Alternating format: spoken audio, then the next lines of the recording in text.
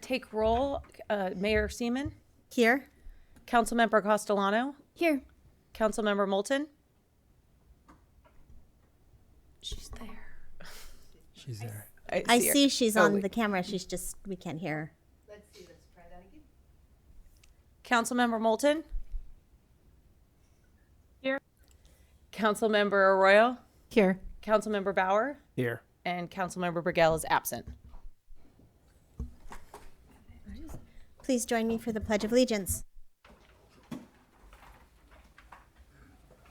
Allegiance to the flag of the United States of America and to the republic for which it stands, one nation, under God, indivisible, with liberty and justice for all.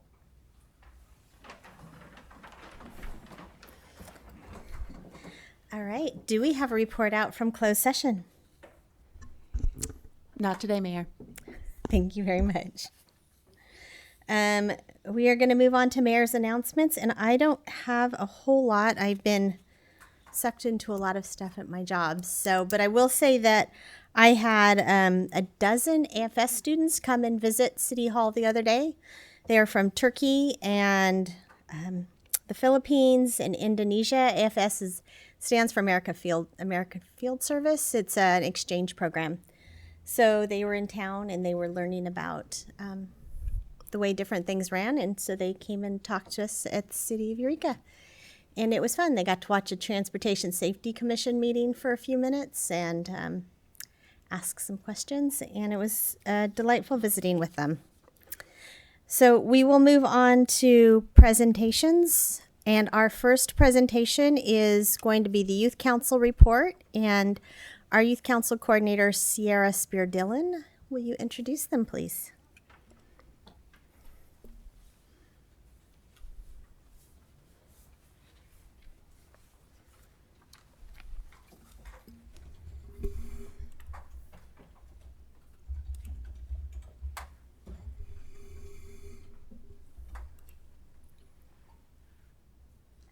So I can go to share screen.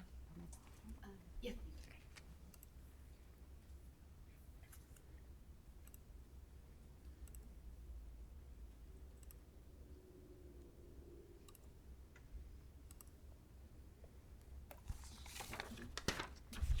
Okay, ready? Good evening, Mayor, and good evening, Council. Thank you so much for having us all tonight. The Eureka Youth Council is excited to present to you some of the projects they've recently been working on and share what's in store. My name is Sierra Spear-Dillon. I'm the Youth Council Coordinator, and I have with me our Supervisor, Robin Prasker, and Assistant, Jim Thomas, and 5 members of our Youth Council. One is attending via Zoom, and one member was unable to make it tonight, but she is a great member of the team. So let's get started. I'll go ahead and turn it over to Asher Russo. Asher, take it away. Good evening, Mayor. Good evening, Council. I'm Asher Russo from Eureka High School. Thank you for having us tonight. We're excited to be here. We're first going to start with the recap about what the Youth Council is for those who may not know. Eureka Youth Council is a unique program designed to give Eureka teens the opportunity to learn about the local city government while working on projects that can have a positive impact on the community. The 2022 Eureka Youth Council is made up of 6 members joining us from Eureka High School, Zoe Barnum High School, and St. Bernard's Academy. Pictured from left to right are myself, Asher Russo, Solveig Lassonde, Kate Fazio, Alexandra Nilsson, Rory Bickmore, and Rafael Hernandez. Our motto is learning today to lead tomorrow, Eureka's future leaders. We've been enjoying the year so far together. We have bonded as a team very well. We look forward to sharing our projects with the community. Now I'll pass it over to Alexandra, who is joining us via Zoom. Good evening, Mayor. Good evening, Council. My name is Alexandra Nilsson. I attend St. Bernard's Academy, and I'm going to be talking about our first project of the year. So way back in the fall, we decided to start off our projects with a public service announcement. After some consideration, we learned that 30% of all of Eureka's recycling is actually trash. So this actually touched our hearts, and we decided this would be a great topic for our first project. So we started off by doing some research about recycling contamination. We learned how recycling gets contaminated, common mistakes that were made, And we decided to make a public service announcement off of this. So we wrote the script, developed the characters, we studied some effective PSAs, we acted in the PSA ourselves, and we did all the voiceovers, and we had some lovely city staff to produce it for us. And it's going to be airing this Wednesday, but we do have a special showing of it tonight. So I think we are going to go ahead and watch our 80s horror style public service announcement, Night of the Living Garbage. So you want to take it away? Eureka Youth Council presents Night of the Living Garbage. Horror movies. It's a good thing monsters aren't real. I'm gonna go recycle this stuff.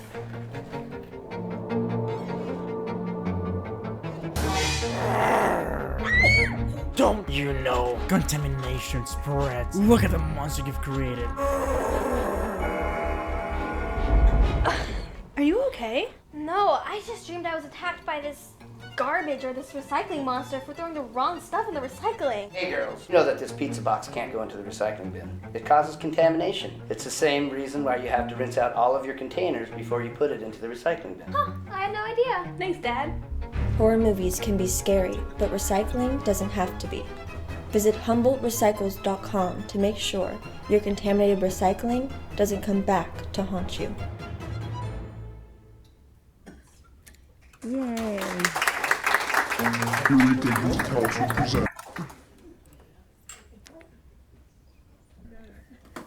Alright, so I know that we weren't able to hear the audio here on Zoom, but if you want to watch it again, if you want to share it to any of our social medias or anything like that, you can visit Eureka, or it is on Facebook, Instagram, YouTube pages, ecoeureka.com, or HumboldtRecycles.com. We are very proud of this project, and we are excited to share it with the community and educate them on a very serious issue. So once again, if you'd like to watch it again, you can go to any of those sites below.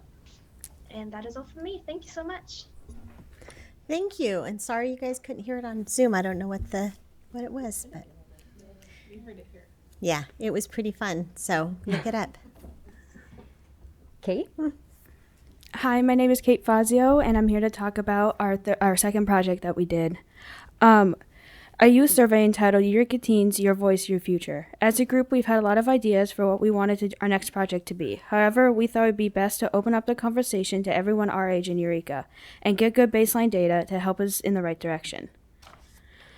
The purpose of our survey was to collect current information on the youth's thoughts on the mental health well-being, economic, environmental, and social concerns, and what resources and opportunities youth believed are available and most used to meet basic extracurricular and recreational needs of the generation. This information helps us to understand how youth currently live, learn, work, and play in our community, and what can be improved or implemented to provide a higher quality of life in the city. As a group, we've developed the 34-question survey, we designed the flyer and posted around town at local high schools, and then there was the radio PSA and the social media promotion to help get the word out. And for the survey results, I'll hand it over to Rafael. Thank you. Hello, my name is Rafael Hernandez. Thanks, Kate. Good evening, Mayor and Council. I'm Rafael Hernandez from Barnum. I'll be sharing some of our survey results. We had 61 responses with a variety of backgrounds. Here are just a few of the unique findings. 54% said the lack of mental health resources is a social challenge that should be addressed and improved most urgently, while 70% said affordable housing is an economic challenge that should be addressed and improved most urgently. 54% said there are not enough local free events for youth, and 64% said they do not have jobs and find it challenging to find a job. Based on some of the results, what we've experienced ourselves and seen our friends experience, we wanted to focus on the opportunity for local teens to get jobs that leads us to your next project, which Sylvia is going to tell you about. Thank you. Thank you, Rafael. Good evening, Mayor and Council. My name is Solveig Lasand. I'm from Eureka High. We all know that there are local employment problems, but did you know that those employment struggles are affecting local teens too? Well, that leads us to our next project, Get Hired. We've learned that local teens can't find jobs and are being turned away due to age and lack of experience. Meanwhile, many local businesses are hiring but cannot find dependable staff. So we want to help. This next project is meant to connect local businesses with local youth who seek employment and to get them hired. It's a win-win. We are currently in the preliminary stage, and we are exploring the pathway to payday model. We are seeking input, so be sure to stay tuned in the next few months for more to come. Until then, if you'd like to know more about Youth Council, just head on over to eurekayouthcouncil.com. Thank you. Thank you. Anybody else in line to speak? That's all. Great job, Youth Council. Keep up the hard work. You're doing an amazing job. Now we're going to turn it back over to Council if you guys have any questions for our youth. Absolutely. Questions or comments? You know I do. Council Member Arroyo. I was curious if as I was watching the video PSA, I wasn't sure if it would convert to radio very easily, but is there a radio version as well that's just audio? We haven't got that far yet, but I definitely think we could turn it into a radio PSA. And then we were going to do some other social media marketing campaigns kind of surrounding our garbage recycling monster that the contaminated recyclables created. So I think there's more to come with the video as well. Awesome. It was really great. It was a ton of fun. It was like a government lesson and a whole video production lesson. I mean, there's all kinds of stuff thrown in there. I have a feeling that Sierra was responsible for because you have all that experience with the camera. Me and Joseph helped out, but they came up with the original idea and the script and everything they wanted to do. They just have tons of ideas, which is great to work with. Nice. Anything else, Councilmember Castellano? Thank you first for all of your contributions. I was just curious. I do quite a bit of thinking and meeting with folks around housing, so I was curious to understand a little bit more when 70% of the youth surveyed said there had been challenges with housing, or they perceive that as one of the biggest challenges. Is that because they've been in situations where their housing was compromised, or they're perceiving that from their friends? Or could you just say a little bit more about how that result was understood through the survey? So yes, so in the survey, so the question would have been, name your top 3 economic challenges that you think should be addressed and improved most urgently. So then out of a list of probably 15 different selections, they would choose. And out of all of those, it was surprising that so many young people were thinking of affordable housing when, as a young person, you shouldn't have to worry about that sort of thing. So that's why it was kind of surprising to us. Out of everything, 70% were saying that was one of their top 3. And just to follow up, I'm wondering if it would be possible to do any follow-up with the youth who participated in the survey around that topic, just because it is, such a pressing topic. And I was surprised, too, that so many youth had that as an issue. I mean, I understand, it makes perfect sense, but I know it just seems like there's an opportunity there to potentially drill down into that more, or understand how we as a council then could use that information to either engage more with local youth in that conversation and in voices around housing, or how we can speak to their needs, to your needs more. I think it could be something separately that we could look into. However, the survey was anonymous because we wanted the youth to be able to answer it truthfully. So we did make it anonymous. So as to going back to who already took it to follow up that way, we can't really do it. But that could be something else additionally that we could look into. All right. Councilmember Bauer. No, I just wanted to, as a great PSA, I just want to thank you all for being engaged in government. It's such a hard thing to get youth to do. So I really appreciate you being here, and keep up the good work. Thank you. Councilmember Arroyo. I'll echo that as well. And I'll also note that I would love to see survey results if there's something that could be shared. I see the Youth Council as a great voice for youth, and the fact that you've so thoughtfully put together a survey and then asked your peers to weigh in. I just think it'd be a really valuable resource to share with the rest of the council if you're willing. So, yes, we can most definitely do that. Okay, wonderful. Thank you. Excellent. Any other thoughts before we let them go? Well, I will reiterate what everybody said. Thank you. You guys did a great job. Congratulations on it. Okay, I'm trying to remember. Is this 2-year term? Are they going to do it again or 1 year? It is 1 year. Yes. So halfway through. Excellent. Well, I hope you get to enjoy your summer too, and then we'll look forward to seeing you in the fall. All right. Okay. Good job, guys. Thank you.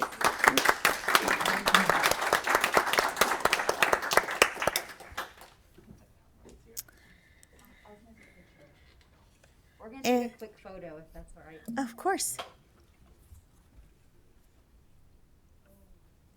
We didn't bring any up here.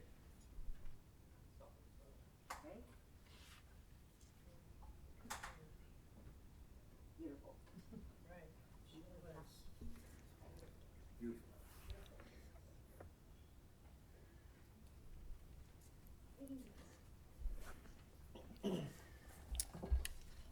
Thank you. And next I'd like to invite up Community Services Coordinator Steve Ennis. Ennis. Is that what it is?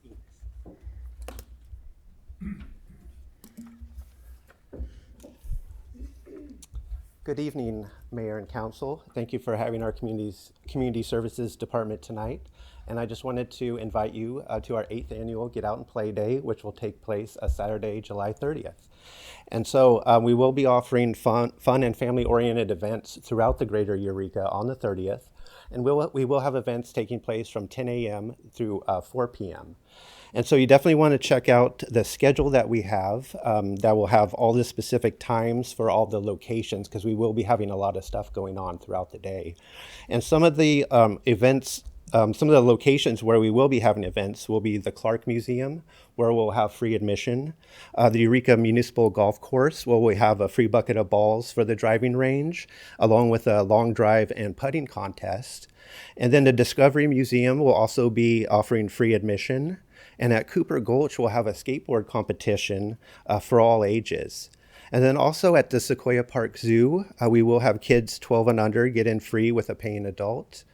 And at Sequoia Park, which will kind of serve as our hub for the event, we will have free Zumba and yoga in the morning, followed up by a family Olympics, and then a water slide provided by the Humboldt Bay Fire Department. And then for the water enthusiasts out there, we will have events taking place at both Cal Poly Humboldt Aquatic Center, and then also Pacific Outfitters will be at the Bonnie Gould Dock by the Adorney Center too, doing demonstrations with kayaks and canoes and paddle boards also. So I did bring by some posters for you and some schedules also. And I just wanted to make sure that you guys can all make it out or spread the word about it this year. And I can answer any questions that you do have about Get Out and Play Day. It's going to be great that everybody can finally get out and play after a few years. Yeah. Does anybody have any questions? I had a question about, did you by any chance talk to Hoppy, the Humboldt Asian Pacific Islander group that's doing Chinatown? No, but they have been at the Clark Plaza before. Yeah, I remember there was a conversation about Get Out and Play Day when we first started talking, and so yes, I do believe they might be there this year. I believe. Yeah. Councilmember Arroyo. Could you say what a home run derby is? Yeah, so at Hartman Field, we're doing so all of our events are free. And so we are offering a home run derby there where we're going to have, it's open to anyone who's 18 and over. And so we're going to use basically our backup softballs that we have from our softball program. And then we're going to go through 3 different rounds of, basically they get 20 pitches or 10 hits. And then we just, after each round, we'll add up how many home runs that they have. And then after the first round, we'll take the top 50%, and then they'll move on to the second round. And then we'll take the top 2 after that. And it's kind of interesting because we had the home run derby contest for Major League Baseball last night. Does the winner get a cool prize? Yeah, the first and second place winners get trophies. Awesome. All right. Thank you. You're welcome. I had not heard of that style of derby. I guess I'm not a baseball watcher. I didn't know that was a thing, but that sounds fun. Thank you. Yeah. Anything else? All right. Thank you so much. We're looking forward to it. I do have some posters. Next up, we have public comments. This is the time for members of the public who wish to be heard on matters that do not appear on the agenda. Come on up. Good evening, Council, Mayor, you guys, and ladies and gentlemen. So I've been coming here for 4 years to talk about needle litter and trying to find a way to remedy that. We have a syringe exchange ran by drug addicts that caters to other drug addicts that were caught selling drugs over 2 years ago to this community, and nothing was ever done to them. So I'm pretty sure they're emboldened enough to continue their behavior of selling drugs to our community.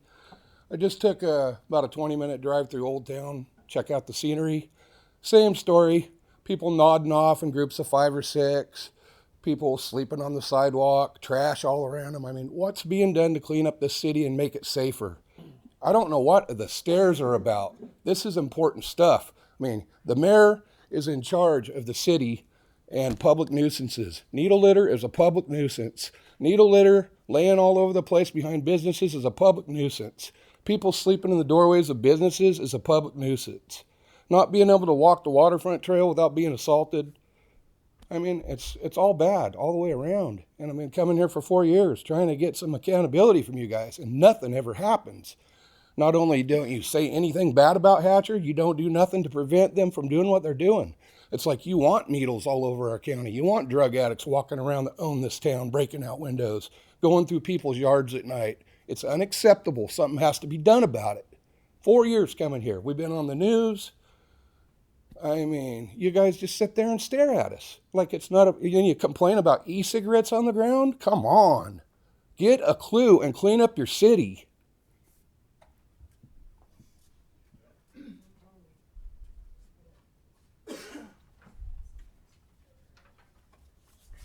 Good evening. My name is Claudette.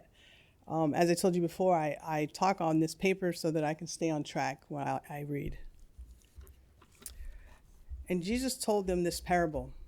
The ground of a certain rich man produced a good crop. He thought to himself, what shall I do? I have no place to store my crops. Then he said, this is what I will do. I will tear down my barns and build bigger ones, and there I will store my grains and my goods. And I'll say to myself, you have plenty of grain laid up for many years. Take life easy, eat, drink, and be merry. But God said to him, you fool, this very night your life will be demanded from you. Then who will get what you have stored up for yourself? This is how it will be with those who store up things for themselves but are not rich towards God. In this parable, Jesus is showing us life is not about attaining great wealth so that we can have more money to do what makes us happy. It's not even about beautifying our community to draw more people to come visit or desire to live here. That vision is too small, just like the fool in the parable. He placed his trust in earthly goods, gaining happiness from that which neither had security or lasting value. No, this parable is about being responsible for true riches. You have chosen to represent Eureka.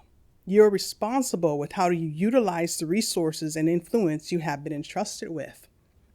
Your duty is to help the heart of the people in this community to prosper. In this, not only the people, but you all will find true riches. How does one prosper? His word tells us the how. Obey the Lord your God. Follow him by obeying his demands, his commands, his laws, and his rules that are written in his teachings, the Bible. His promise is, if you do these things, you will prosper in all you do and wherever you go.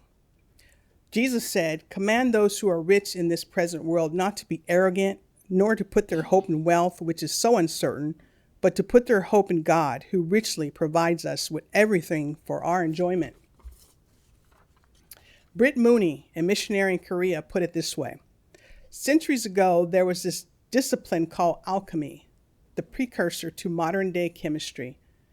Alchemists believed that they could take common materials like lead and make them precious like metals of gold. They never did it, but that was the idea. the true kingdom of God, can actually cause this transformation. With Jesus, we can take common and temporary things that will be destroyed one day and convert them to the immortal, eternal reward, precious treasures we can never lose. My desire is that we would all seek the kingdom of God, and all these things we are after will be provided. Amen?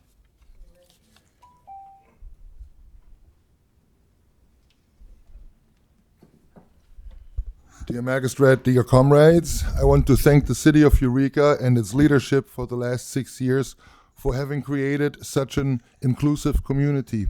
The level of inclusiveness in trying to please and appease minorities like myself, in that case a German Jewish immigrant, is exceptional. And to use a term that was coined right here in Orange Cap City by a young junkie calling into the Board of Supervisor meeting, you're crushing it.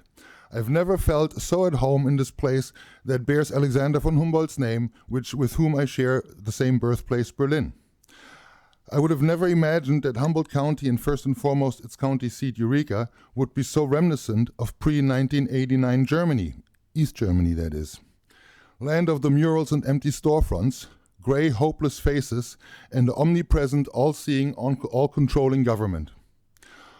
All the government grants and programs, just like in my youth. All the empty shops and boarded up buildings, all as trist and melancholic as East Berlin in 1987, I remember it well. The dependency on handouts and free stuff, exceptional, just like back then in East German real existing socialism. The roads and their condition, amazing. East German roads have nothing on them, and they had seen many Russian tanks rolling over them, again, crushing it. Lawlessness, mayhem, local corruption, another A+ for that, guys. More like 1989, 1990, but still, thank you. Takes me right back to my youth when Russian and Vietnamese mafias ruled the streets of Berlin. Exchange that for lunatics and junkies and bang, you nailed it. Also, the media, the media, singing the praise of you guys. The Pravda has nothing on the Lost Coast outhouse and your little Goebbelses regurgitating your agenda-driven policies. Oh, the forced inoculations. Oh, the forced inoculations. Don't get me started. All the city employees that were forced into your great large-scale medical experiment. At least Joseph Mengele was a doctor, right? You guys crushed it on that one for sure. The surveillance polls, beautiful. Indiscriminatorily, total surveillance, Stasi on steroids. Then, the reality-removed, hubris, incompetent, corrupt, unapologetic, and hubris local leadership, aka you guys, a Gauleiter or a Blockwart can learn a thing or two from you. The unwillingness to listen to your subjects, just like back then. And just like back then, ideology has replaced common sense and decency. Last but sure not least, the needles. How we love the needles and the lobotomized docile hordes that they draw. Just like we were perched behind the wall, dependent, misled, and controlled. I love it. Thank you, thank you, thank you, comrades. No clapping, please. We were all clapping for your favored people. Hi. Probably remember me. I'm really not here to talk to any of you people. It's really the good people of Humboldt County I'm here to address. I'm going to start with this video. All elected representatives work for we the people. They are accountable to us and are required to follow law and proper form. When law and proper form are not followed, it is maladministration and a crime, which can and should be punished. The people themselves have a duty to hold our representatives accountable for their actions. It is up to us to make sure justice prevails. The people have a right to alter, reform, or abolish government as needed to bring it back to a position of strength and prosperity. A road to recovery. Okay, so I was here before and I'd served you all a notice, and this is a signed lawful affidavit. It will go into court of record. Would you like to take this for me, please? What I want to say is, you guys haven't been listening to anything that the people have been coming to you with for 2.5 years. The media doesn't share our stories. And we're Stand Up Humboldt. We are the people that have people sharing their heartbreaking stories with us, like Steve's wife, who was forced to take that jab. The kids are abused. They're coerced. You have all kinds of problems in the hospitals, in the senior centers. And what? And what? You got the kids up here in masks, so now they're doing some more bidding for you. I suggest they learn to not work with a coercive, abusive government such as yourselves. You won't be here for long because the people are engaged and you do not have power over us. We have power over you, and we're coming for you. We're tired of this, and we know exactly what our rights are now, even though we've been censored, even though the media here has done a wonderful job of just putting out everything that you guys want and censoring us. It doesn't matter, because what people need to know is go to Truth Tornado. That was the video I played for you, and she will play you all kinds of short videos for your rights. And the last thing I'm going to say is, out of Santa Rosa, Michelle Ford, the state National Assembly leader, has a case, crimes against humanity, for which that affidavit is partly related to 2201-25009. Any vaccine injuries, Humboldt County, please report it to them. This isn't over. We're engaged. You're not in charge of us. We're in charge of you.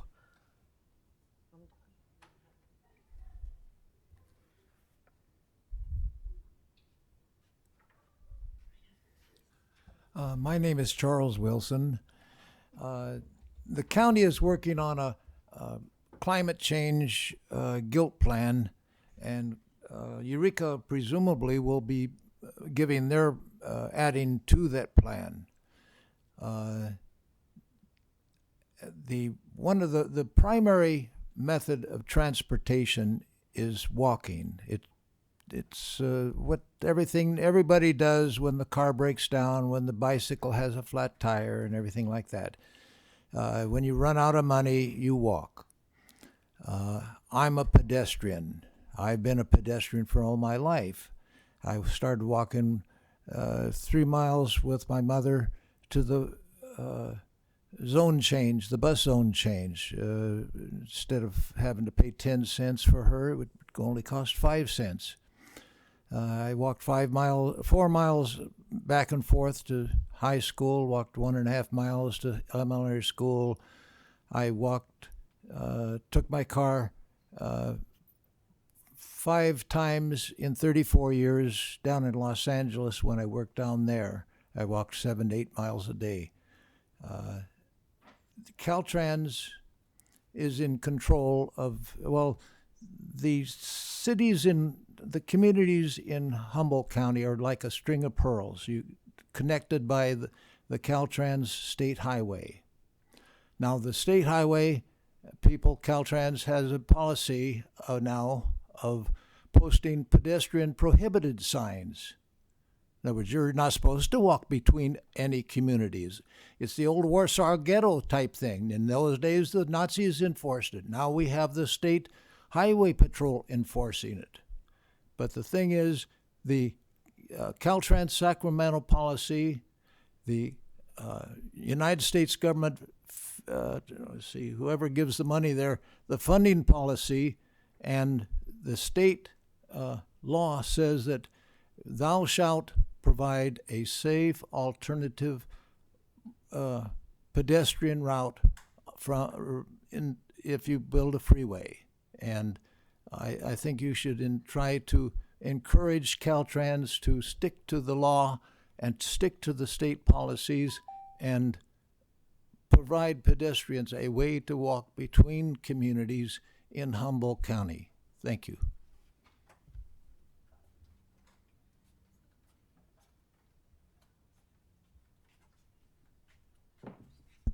This is Genevieve Wilson.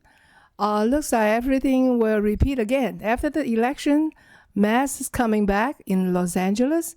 We all need to learn from history, right? You learn from the past and be prepared. Live this moment and prepare for the future. I guess people should stock up things and all that. Did the mask help? And did the vaccine help? We all know that. And you should read the Real Anthony Fauci by Robert Kennedy, and also another book called The Pandemic by Alex Burgerson. We know the fact. We look around, friend had problems. Like my friend I told you about that, her husband asked her to take the shot. 3 months later, she cannot walk, put her in the nursing home. Of course, he doesn't love her. And then 2 months later, I just found out she died on March 3rd. And all the cases for Stephen. So we need to wake up, okay? And maybe all the things we all think about, take care of yourself. Do your natural immunity. I keep saying that. I just ran into a doctor today. She said, save life. Tell me, I said, read the book. Save life. Good luck to you. I said, good luck to you too. Now, fifth booster is coming too. Well, anyway, you take the fifth booster, you never get COVID because you're dead. Seriously, there's so many people have problem. So Ryan, I go to health sport. They have son say, let it go. Ignore it. It's apply for the COVID. It takes time. Look around. People who took the shot, what happened to them, right?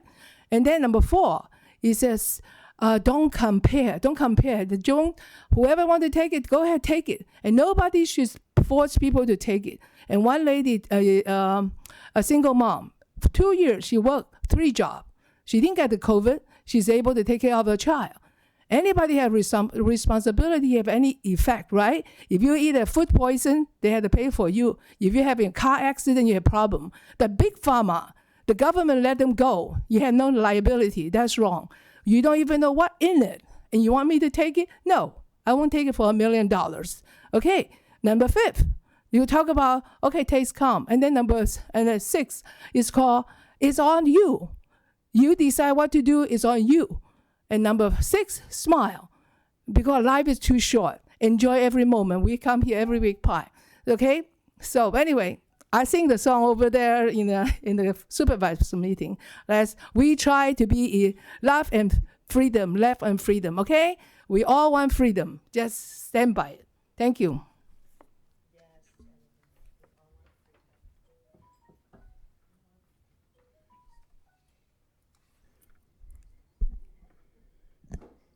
How are y'all doing tonight? My name is Donnie Creekmore. I'm with the Humboldt Freedom Coalition, HumboldtFC.com, also with Humboldt State of Mind TV, HumboldtStateOfMind.tv. Just sitting here listening to everybody talk about the different things that they're upset about. And I like Deanna, basically volunteering to represent a bunch of people just like the people here that are upset. Just a lot of them don't have the courage to show up and do this. This is outside the wheelhouse of most people. It's outside the wheelhouse of me. It's the first time I've ever done it was this year, actually, last year. And so it doesn't surprise me that people don't want to do this. I think that a lot of people build up in their minds, that y'all are some extraordinary group of people that are extraordinarily corrupt or something, or the TV and movies like to make things seem a lot different than they are. And I just see just a bunch of ordinary people that most likely are doing the things that they think are the right things to do. And so my goal here is just to kind of read you some stuff that's from some local stuff about heroin use, and hopefully that can kind of get you to understand why people are so upset. According to the CDC, more than 70% of overdose deaths from 1999 to 2019 involved opioid. This is in Humboldt County. Humboldt County Drug Task Force made 53 arrests last year, a significant drop from the 79 arrests made in 2019 and the 95 arrests in 2018. It's like they're relaxing down on it. This is no surprise. As the same time the rest of declined, the optical presence of the situation has steadily increased. Homeless everywhere, shouting at themselves, dotting off and standing on the corner, high out of their minds while the community pays for it all. 48.61 pounds of heroin was seized by our drug task force in 2019. 200 milligrams is what's the accepted lethal dose of heroin. This equates to enough heroin to kill roughly 11,000 people. That's if they take more than 200 milligrams at one session. Heroin is not that dangerous. That's the Humboldt heroin myth number 1. Heroin makes someone calm and a little bit sleepy, but if they take too much, then they can fall asleep forever. Dr. Karen Drexler, Director of Addiction Psychology Resident, says, usually when you are sleeping, your body naturally remembers to breathe. In the case of heroin overdose, you fall asleep and essentially your body forgets to breathe. A heroin overdose can also cause your blood pressure to dip significantly and cause your heart to fail. Studies show intravenous heroin users are 300 more times likely to die from infectious endocarditis. Heroin use can also cause an arrhythmia. Heroin use can also cause pulmonary edema.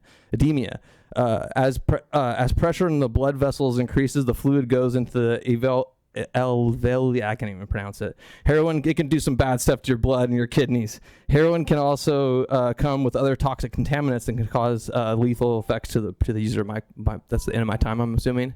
Anyways, thank you so much. I just wanted you guys to consider how dangerous heroin is, and if you can do something to change the issues.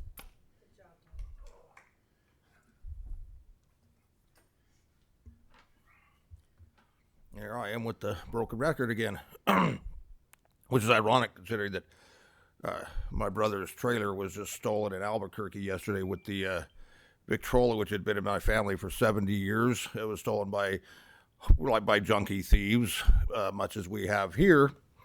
As a matter of fact, it's interesting. Last week I was down on F Street between 3rd and 4th at 2 o'clock in the afternoon, and 10 of the first 15 people that I saw were what I could only say made me think I was on the set of a zombie apocalypse film.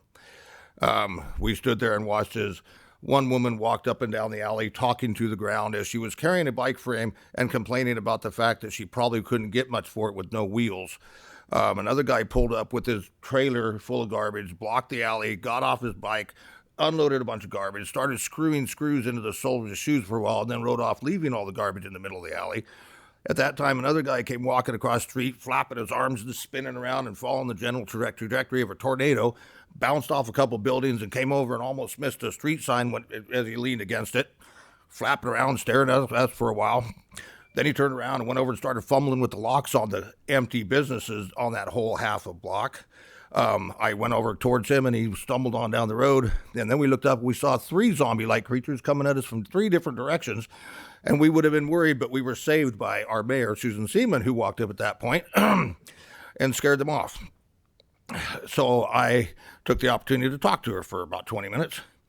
And the upshot of it all is that she admitted that she has no control over any of this. So I asked her, then why do you exist? And she said, I don't know. Okay, we elected you people thinking that you did have some control over this. And you do. However, in your conversations with the city manager and the city attorney, the last couple of meetings over the Big Brother polls, it's apparent that you don't believe you have any authority over anybody. You ask them questions about those polls in such a meek manner as if you're questioning whether you even have the right to question them. You don't ask hard questions about anything. You meekly, plead for an answer to easy questions. You need to stand up. We elect you to be our representatives, not to be a bunch of sheep up there meekly asking these people how they're going to run the city.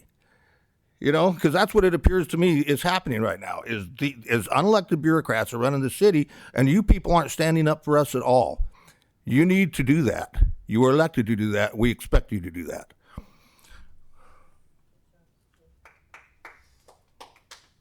Do we have any other comment in-house? If not, I will go to Zoom. We have somebody online. Ash? Ash? Hello, can you hear me? Yes, we can. Yes, Ash Teeter. I'm probably familiar. My wife lost her job to the city's vax mandate, so I guess I'll talk a little about that. I mean, recently there's I think it was up in Canada. There was like a first payout for someone with vaccine injuries. That's one thing that both the county and the city of Eureka, only thing that really seemed to get them concerned about anything if there's any legal liability. So that might be something coming your way sometime soon here if it sets a precedence. Also, just touching on the global push for a world government and a new pandemic here, and they're gonna. Oh well, I guess my daughter wants to say something to you, and it would have been something totally different for her if my wife wouldn't have found another job as soon as she did, you know. Could have been a total different ballpark. Luckily she did. But yep. Well, anyways, back to the whole new pandemic that they're probably going to move in on us. It's like they're almost starting, as someone earlier was saying, with the mask mandates in LA, and just asking that maybe people take a little more consideration for what's happening, you know, actually locally, not just someone, you know, unelected to the local people here declares that there's an emergency and it's not reflected in our, you know, local numbers or anything like that. Maybe we don't just start inflicting random measures or mandates on the local population again.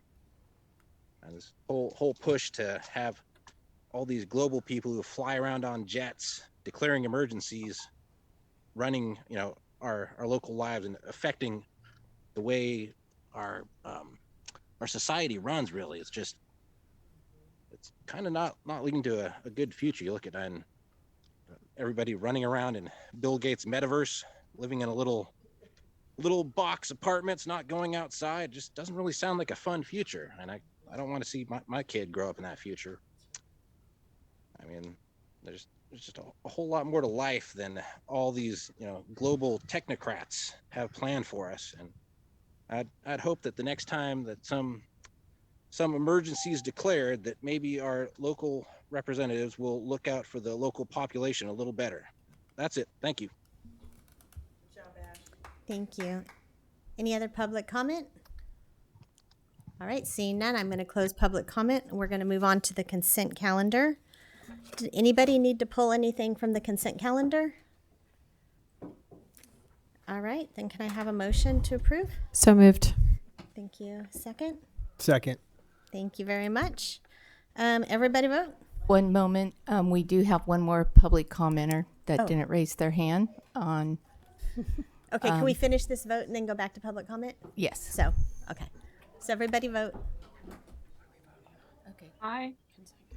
All right. We got an aye from Councilmember Moulton and. So 4 yes votes, Councilmember Burgell absent, motion carries.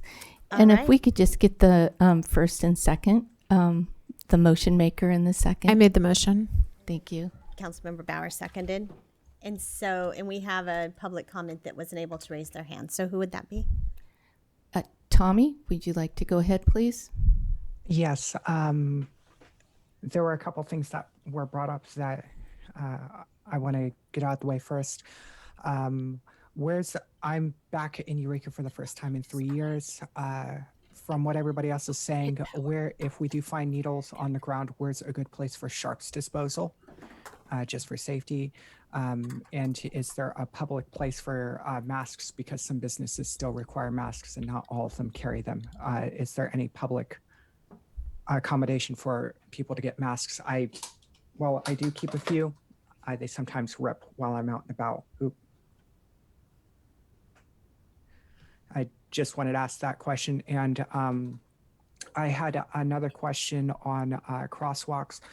On 101, there is a crosswalk there are a couple crosswalks near E and I think C Street that have yield to pedestrians, but the cars are parked so close to the actual crosswalks that when I'm driving, I have trouble seeing people there, so it makes it difficult to yield in time.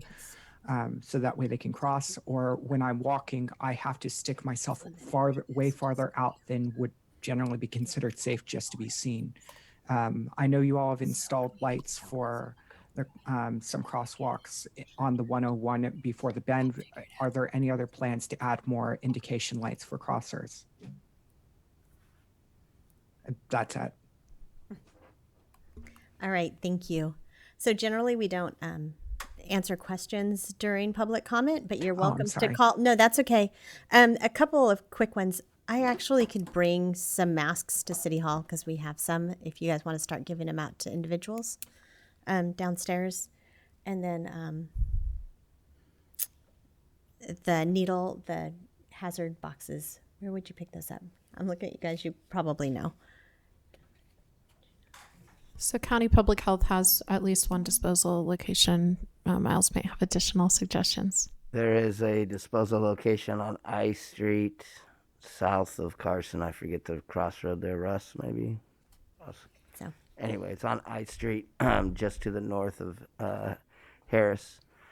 And then at City Hall, at the fire department, at EPD, and at the Adorney, they offer free sharps containers that you can pick up and utilize for disposal. And when they're full, you can bring them back, and they'll be able to replace it and give you a new one and dispose of those needles. All right. And you're welcome to follow up with us about other questions. Can I just ask one more question since you No. since they do give out? Oh, could you call afterwards about that? Yes, We're not having a conversation. Oh, okay. I'm sorry. What's I'm very can- new to doing public commentary. No, that's fine. If you go to our website, you can find our emails and you can reach out online to any one of us, or you can call Steph. All right. Thank you. Thank you. We'll move on now to item G, which is legislative action correspondence. Did anybody have anything that they need to add? All righty. Item H1, 2122 Grand Jury Report. The Sea Also Rises, and Principal Planner Kenyon will be giving us that report. Hi, yeah, good evening, Mayor and council members. Let me share my screen.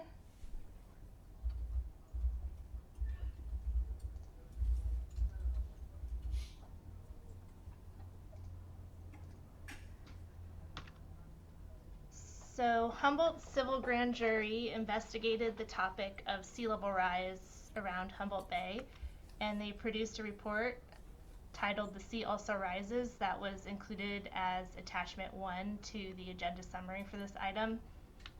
And on May 23rd, they emailed the report to council members requesting a response on 5 of the report's findings and 2 of its recommendations.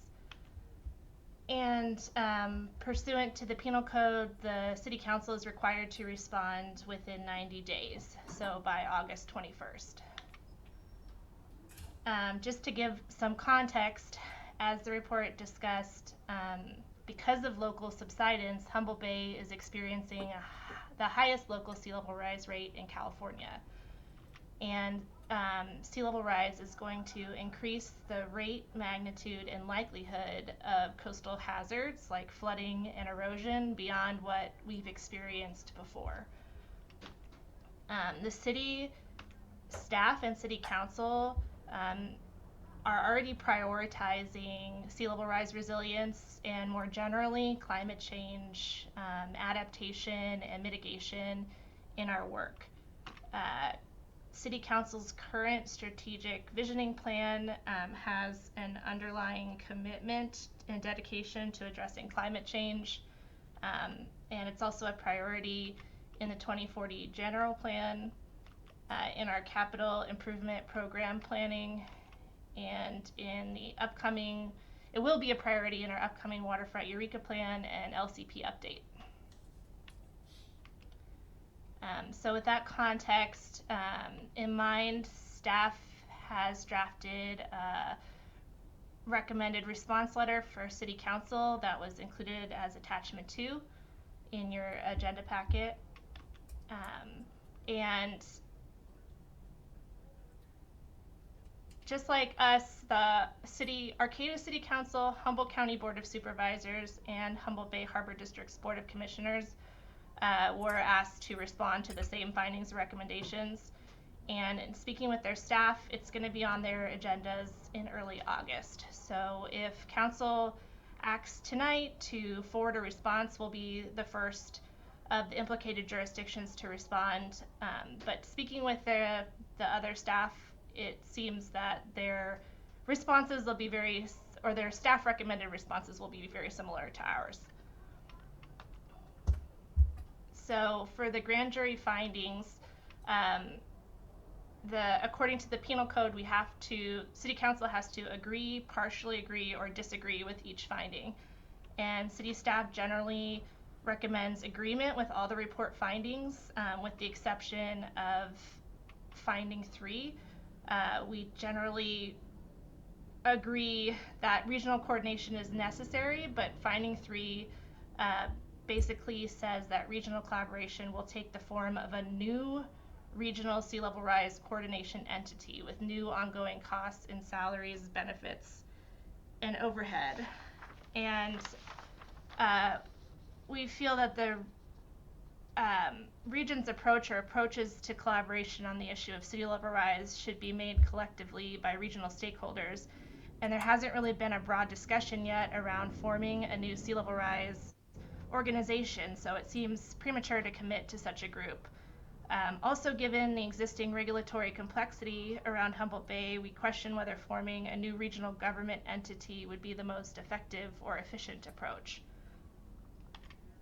Moving on to the grand jury recommendations, they asked the City Council to respond to their first 2 recommendations, and pursuant to the Penal Code, you respond by either implementing the recommendation or explaining why the city will not implement the recommendation. And so the first one is that before September 30th, council vote to affirm their commitment to sea level rise adaptation and make this commitment a staff priority. Council has already done this with their current strategic visioning plan, as I mentioned before, but staff recommends that council clearly implement this recommendation by reaffirming the city's commitment through adopting the resolution included in attachment 2.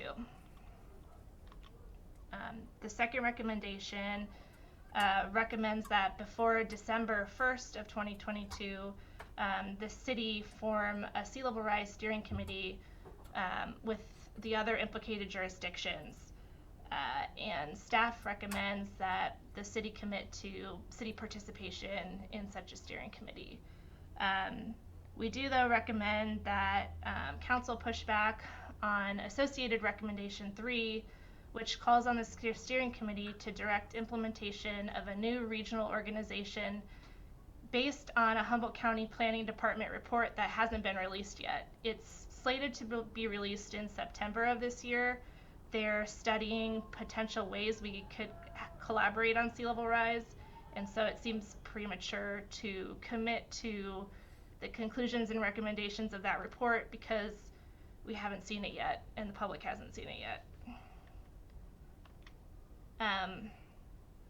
In the draft response letter, we took the opportunity to highlight sea level rise adaptation work the city is already doing, such as the efforts included on this list. And I'm not going to go through this list, but I just wanted to point out that we're not just planning at this stage, we're already implementing solutions to address sea level rise. And Council recently discussed the draft Regional Climate Action Plan, and you may be wondering why we didn't discuss this regional coordination effort more in the draft response to the grand jury report. The Climate Action Plan is focused on doing our part locally to reduce global greenhouse gas emissions. So it's focused on reducing and delaying sea level rise. For example, by reducing vehicle emissions and by decarbonizing our electricity sources. In contrast, the grand jury report is focused on responding to the effects of sea level rise when it does occur, such as by elevating roadways and structures and retreating infrastructure inland.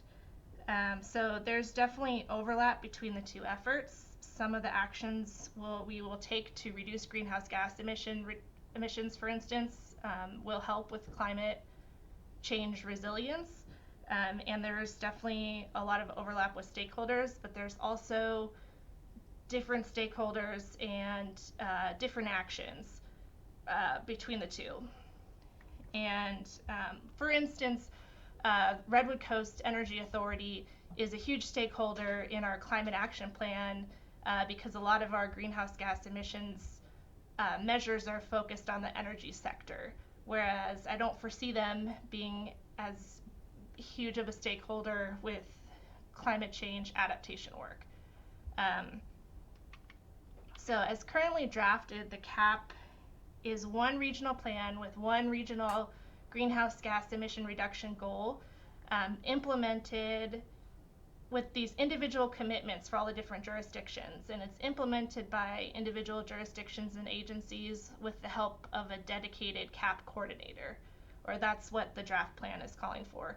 And so it could be that our sea level rise adaptation effort takes on a similar regional coordination approach, but it's a different beast, so we could end up approaching it differently. So staff recommends adopting a resolution reaffirming Eureka's commitment to addressing sea level rise, to implement the first recommendation of the report, committing to city participation in a future multi-agency steering committee to implement the second recommendation, and directing staff to transmit council's response letter to the grand jury report. And I have a suggested motion when you're ready. All right, we'll start with questions. Do we have questions from council? Councilmember Castellano. Thank you, Principal Planner Kenyon. And I really appreciate that you brought up the climate action plan, because that was definitely a big question of mine. And I guess I'm just curious from your perspective, even though I understand why and how they kind of address different kind of aspects of climate change, it seems so critical that these efforts would dovetail together in some way, because one affects the other over time, hopefully. Does it seem like there could be the possibility for some coordination around this in relationship to the climate action plan? I think from the city's perspective, city staff, I would see it being most effective if one city staff member was in charge of both things, because they're both affecting, for instance, our transportation system. And one is trying to get us to reduce vehicle miles traveled, and the other one is trying to address the fact that roads are going to flood. They're both affecting roads in different ways.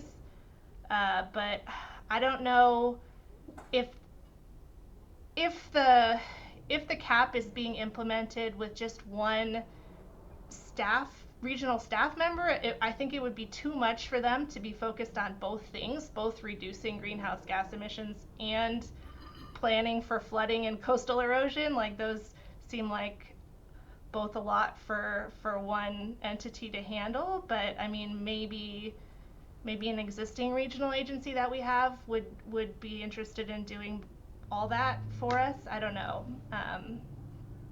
But yeah, I don't know if this really hasn't been discussed much about how we should coordinate regionally on this and what we should do, and if it makes more sense to task an existing regional entity with working on this in addition to other things, or if it would make sense to have a new group focused on it. Thank you. Any other? Councilmember Bauer. Principal Planner Kenyon, I appreciate the resolution is really nicely written. I want to thank you for that. And I guess I'll probably have more to say after public comment. I don't really have a lot of questions other than it's an extremely challenging. I want to support a regional approach. I think the steering committee is a great idea. But I think, thinking about having a regional organization, it seems like it would require a lot of resources, and then making those decisions for the city kind of becomes an unfunded mandate, in essence, like your projects are first. Well, okay, how are we going to pay for that? So it was a great presentation and a great resolution, so I appreciate that. Thanks. All right. If we don't have any other questions, do we have any others? I will open up to public comment. Do we have any public comment on this issue? All right, seeing none, I'll bring it back for comments or a motion. Councilmember Arroyo. Well, I see sea level rise as one of the many impacts of climate change. So, I guess my take is that the climate action process and the CAP coordinator could be, as Councilmember Castellano was inferring, I think, could be, maybe it's the same entity, or maybe they're, it's one wing of what they're doing. I think it makes sense to be looking at, the impacts to climate change more broadly in our region, and coordination around, the impacts of increased wildfire and increased, variability in our weather cycle and sea level rise and a number of other things. And I'm encouraged by the fact that there's a CAP coordinator, and hope that this regional steering committee may actually transform and be more comprehensive and not just focused on sea level rise. But I agree with the staff's approach to this so far. And I think it makes sense to not commit ourselves to actions related to a study that we haven't seen yet. And it's not, I want to say in the strongest terms possible, it's not that we don't care about sea level rise as a city. We very much do, and we're very committed to addressing impacts of sea level rise. And as you pointed out, have already really initiated a lot of projects to do that. But I agree that the staff approach is sensible. I hope that we will, after hearing from the steering committee, bring this back and talk about what the steering committee has recommended and what we as a city might be able to implement, and how we can do the regional collaboration better. Because you're right, there hasn't been as much decision making around this as there could be. So I guess all of that is to say I agree with staff approach and hope that this will come back and be something we act on. Is there any sense of who is going to represent us on the steering committee? That's yet to be determined. I mean, I would think that because of the different aspects related to this, I mean, it's typically been planning from a permitting and kind of coastal policy standpoint, and then also public works because of an infrastructure standpoint. And so it'll likely be a combination of participation depending on, which way it heads. But I mean, we're saying there has been collaboration, there has been discussion about that, and it's difficult because different agencies are at different time frames. I think that we're ahead of the curve, which I think is great. But I think that, other entities around the Bay may not be as far along as the city is. And I think there does need to be collaboration to get a better understanding of what their approach is, especially as it relates to the permitting aspect, so that we can come in as a united voice about how we see our approach to sea level rise.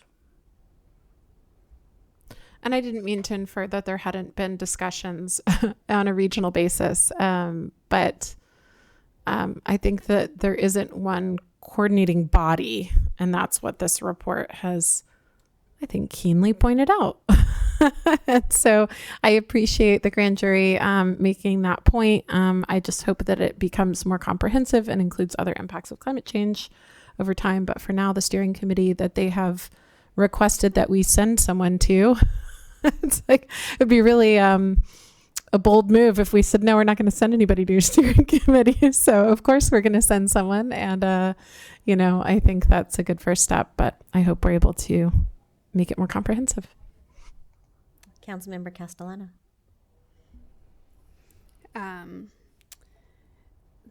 Generally, I agree with and appreciate the thorough and, as Councilmember Bauer said, well-written response. There are a couple of items I'm just kind of curious from council's perspective. I completely understand that, like, hey, we're not going to promise to fund an entity that we don't know about yet, and we don't know what what we're funding. But I think this is sort of in there, but I'm just curious if it might be good to explicitly state something like, we do support collaboration and regional planning, but we, want to engage with how that process is determined as we go forward. If we would want to include something like that within our response. And then I'm just curious if we would want to put some sort of footnote in there about that, if other council members agree that we do desire some coordination at the very least with the efforts of the Climate Action Plan. Councilmember Bauer. No, I support collaboration, of course. I mean, I think that's a great suggestions. Yeah, if you could think of the wording to modify the resolution, then if we got that, I mean, I'm good. Councilmember Royal. Yeah, and thinking about this response, I was thinking about the grand jury as a team of volunteers who do extensive research and then craft a document. And I see where they're going with it. And maybe the precise wording wasn't exactly right. And so we're sort of saying, well, no, we're not going to do that exact thing you said because we don't have all the information yet or whatnot. But I think the spirit of it is please form a committee that's regional to collaborate on an ongoing basis. And I think we're all in favor of the spirit of that.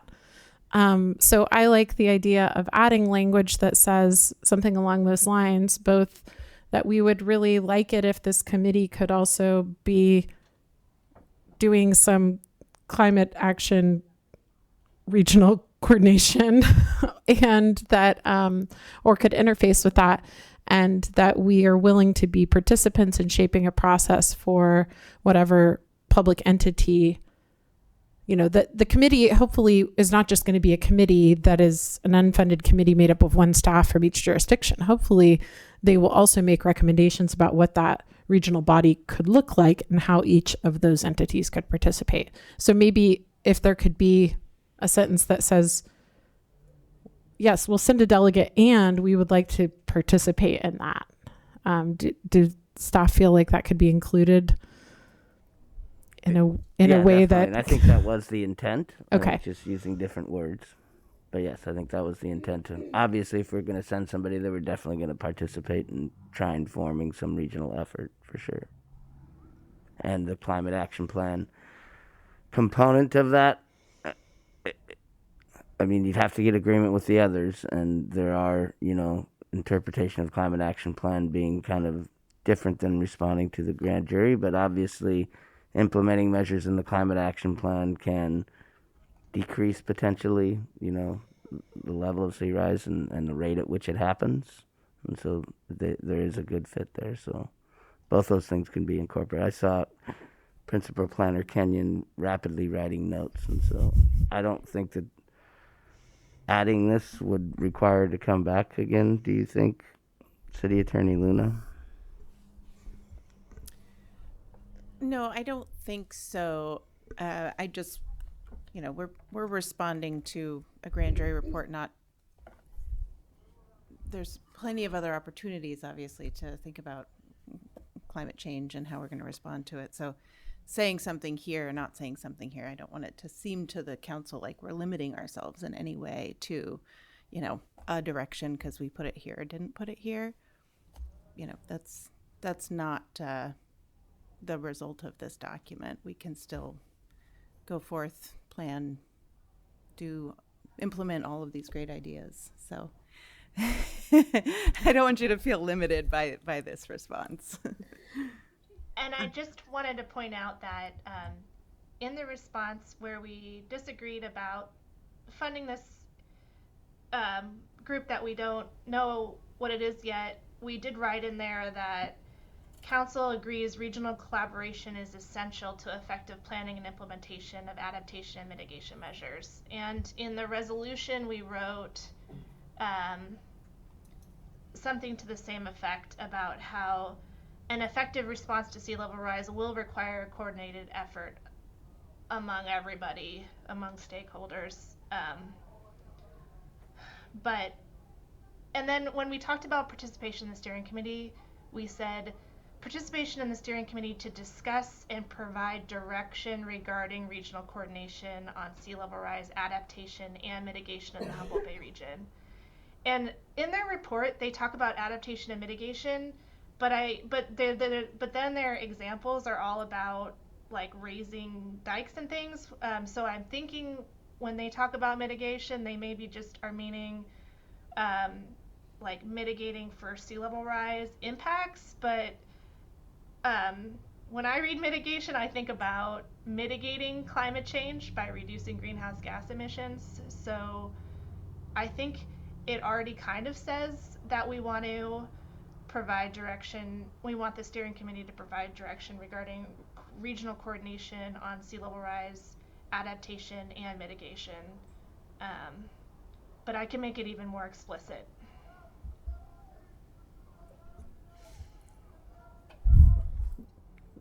So why don't we try a motion? If you need to add anything to it. Or, Councilmember Moulton, do you have something? Oh, you're muted.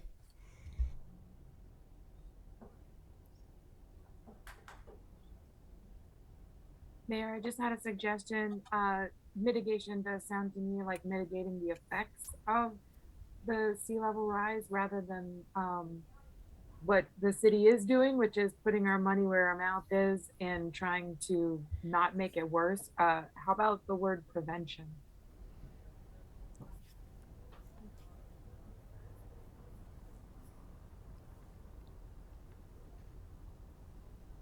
All right. Principal Planner. That was all I had. Okay. Except that since I have the floor, I'd just like to take the opportunity to thank the staff for their work on this and the grand jury as well. And also to say, to thank the staff and the council for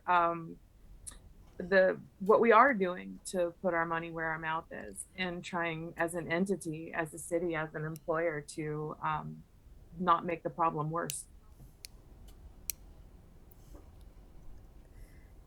All right, Councilmember Castellano, then Arroyo. I just want to say I do appreciate that we are doing things and working to do things. Also, there's no guarantee that that's going to work out. I just want to, I mean, you know, not to be a jerk about it all, but, you know, I do think it's smart to plan, you know, we have to kind of fight this on multiple fronts and also, you know, so I do appreciate the effort to, you know, look at things from the impact level that, you know, our efforts may not succeed in affecting sea level rise because it's up to more people than live in Humboldt County or live in Eureka. And, you know, not to say I'm not hopeful, but also I do think we need to be serious and practical and, you know, to create formidable efforts, you know, to really serve our communities from a variety of angles on this. Councilmember Arroyo. I'd like to move adoption of the resolution of the City Council responding to the Humboldt County Civil Grand Jury report. The sea also rises.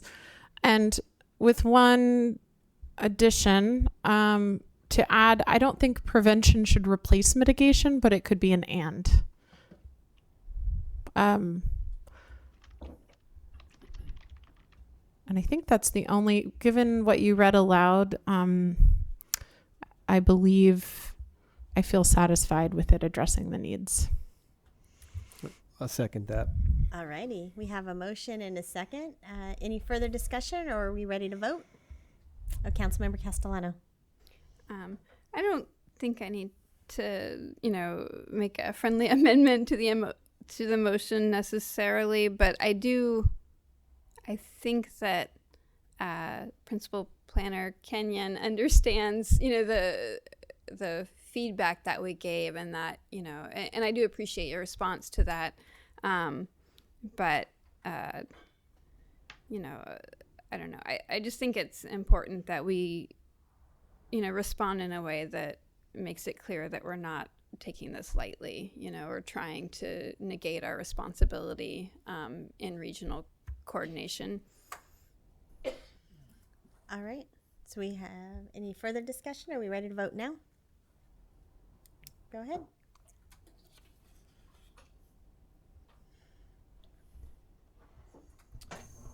I'll vote yes.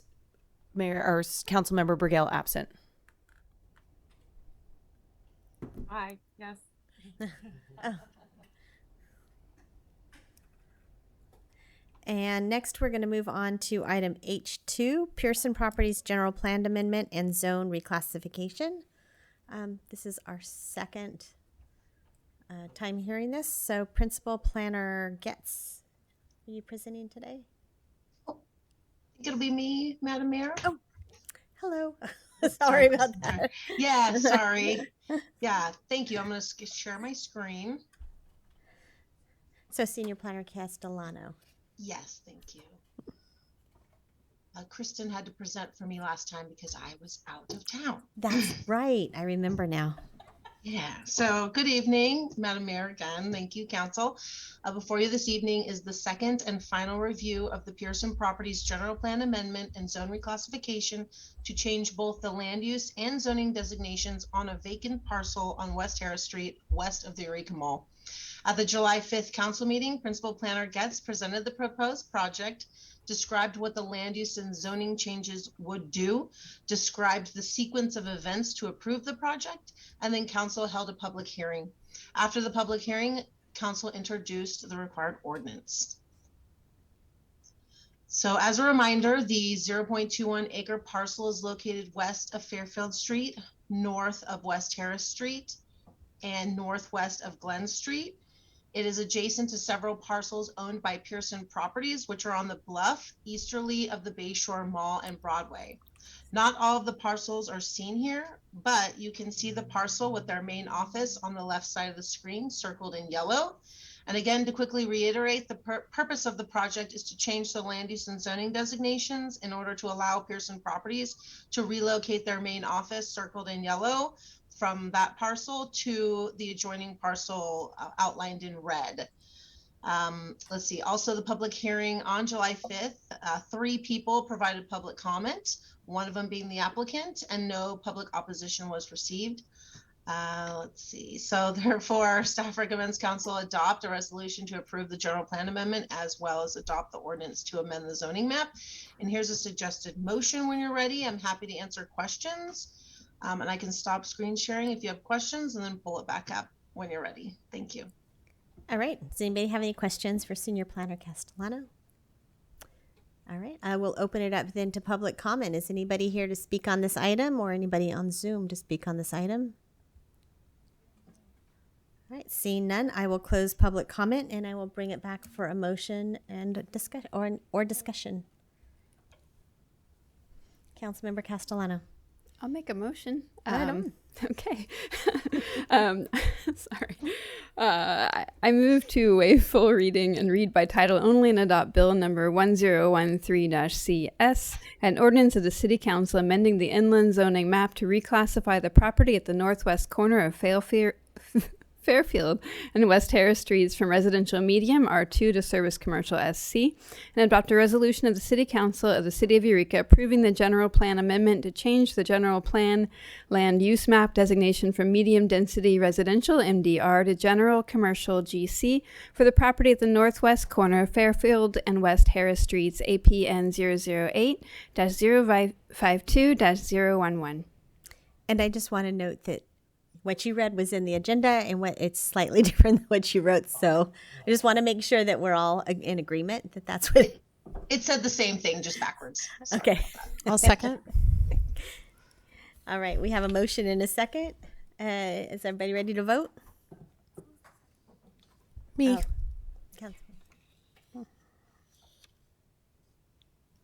Aye. All a unanimous vote. Councilmember Burgell absent. Thank you very much. Thank you.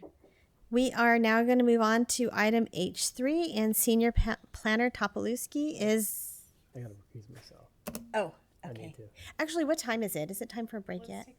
Let's take a break since there's no water here. We're going to take an early break.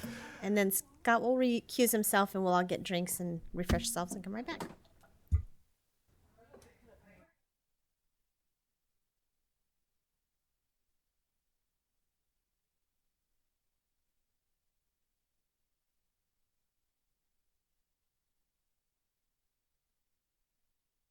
There's Councilmember Castellano.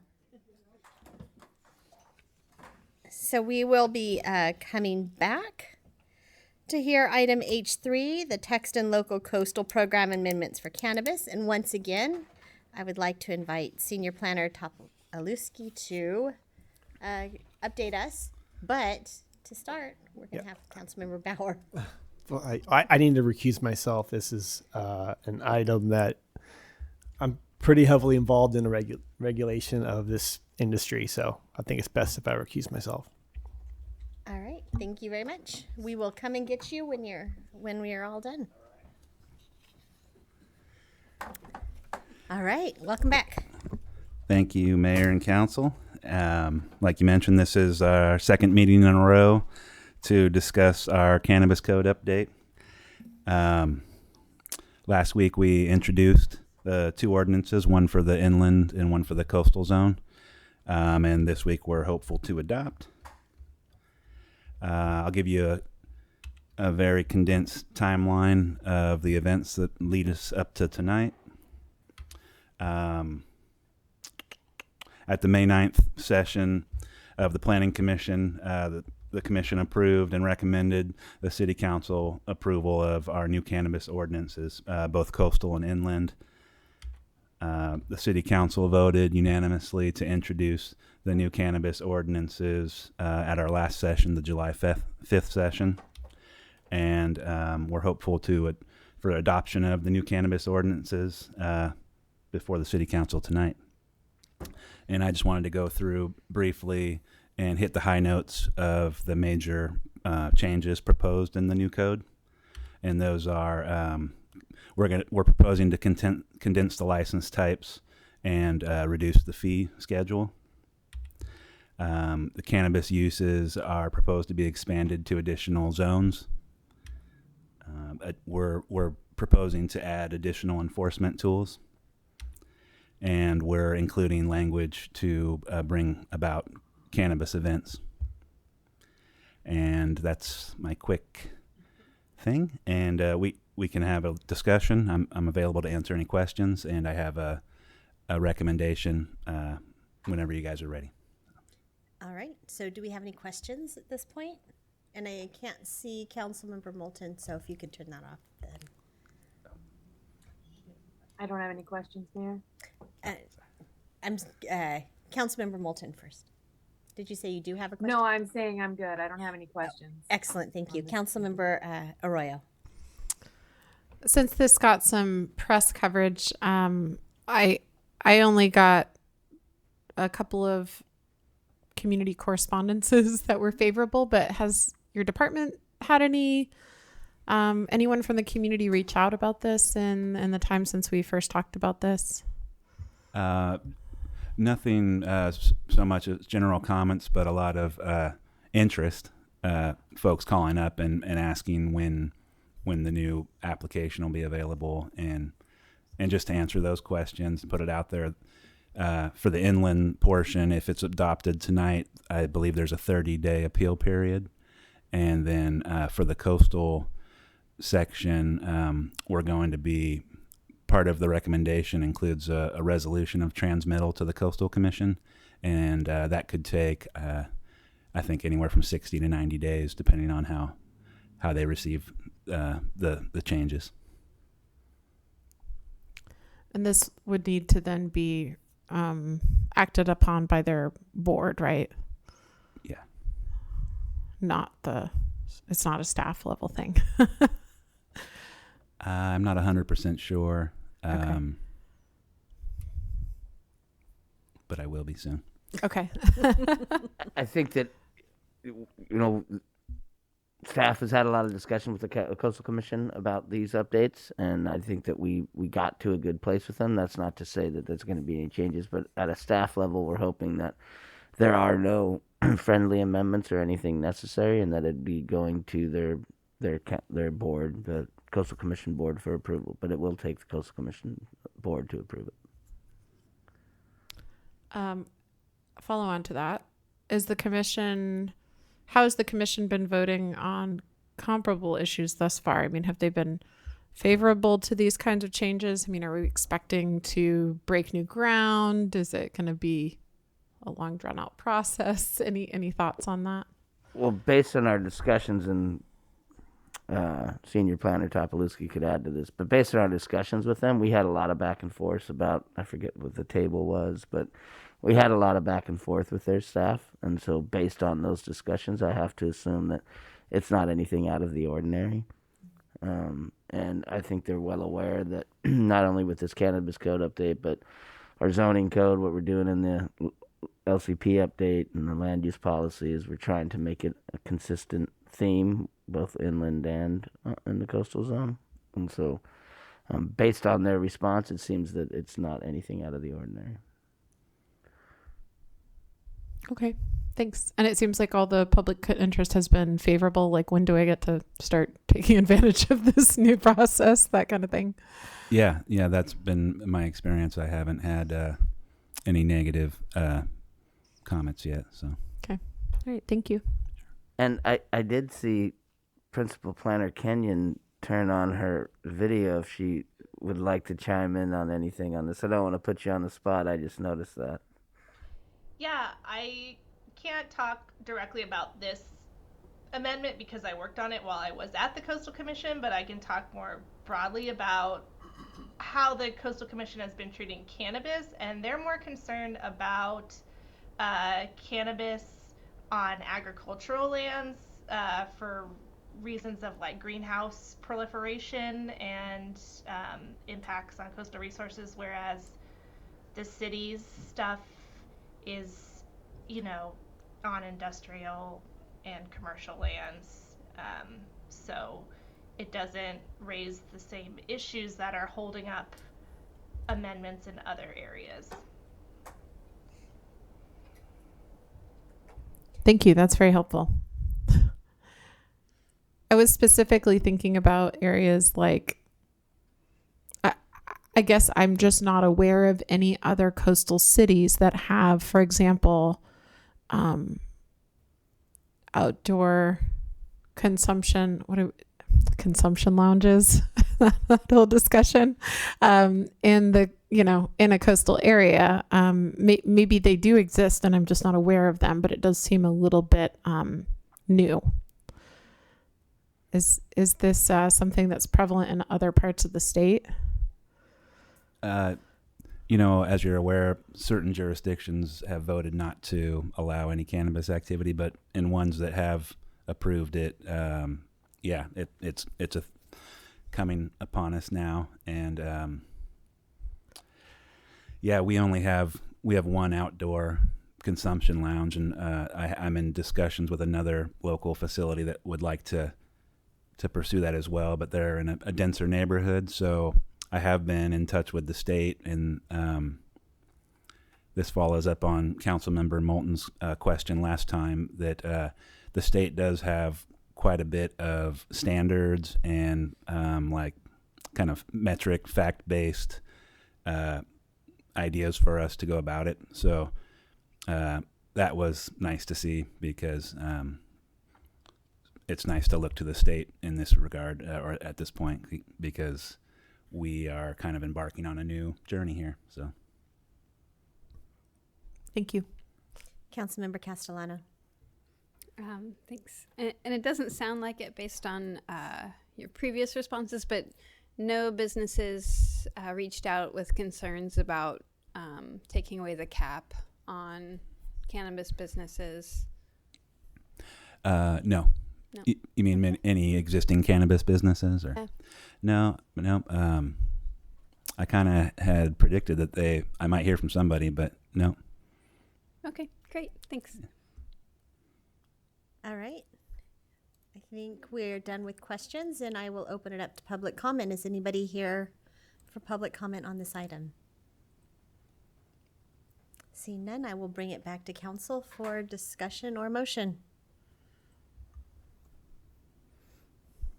Councilmember Castellano.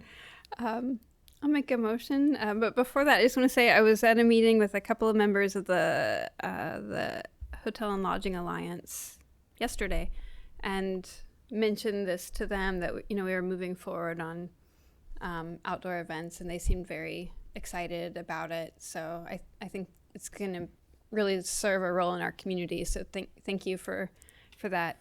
And with that, I move to waive full reading, read by title only, and adopt Bill number 1015-CS, an ordinance of the City Council amending the text of Title 15, Chapters 155 and 158, updating the City of Eureka Cannabis Ordinance. And waive full reading, read by title only, and adopt Bill number 1016-CS, an ordinance of the City Council amending the text and local coastal program consistent with the objectives of Title 10, Chapter 5, regarding updates to the City of Eureka Cannabis Ordinance, and adopt a resolution of transmittal of the City Council transmitting to the California Coastal Commission for certification and amendment to the implementation plan portion of the adopted and certified City of Eureka local coastal program pertaining to cannabis. Do I have a second? I'll second that. Second that. Oh, I'll let Katie Moulton have that one. All right. So we have a motion by Councilmember Castellano, a second by Councilmember Moulton. And is everybody ready to vote? Let's do it. Aye. Three yes votes. Councilmember Burgell and Councilmember Bauer absent. Motion carries. Thank you very much. And I will go and fetch Councilmember Bauer. Let him know he can return. Hold on.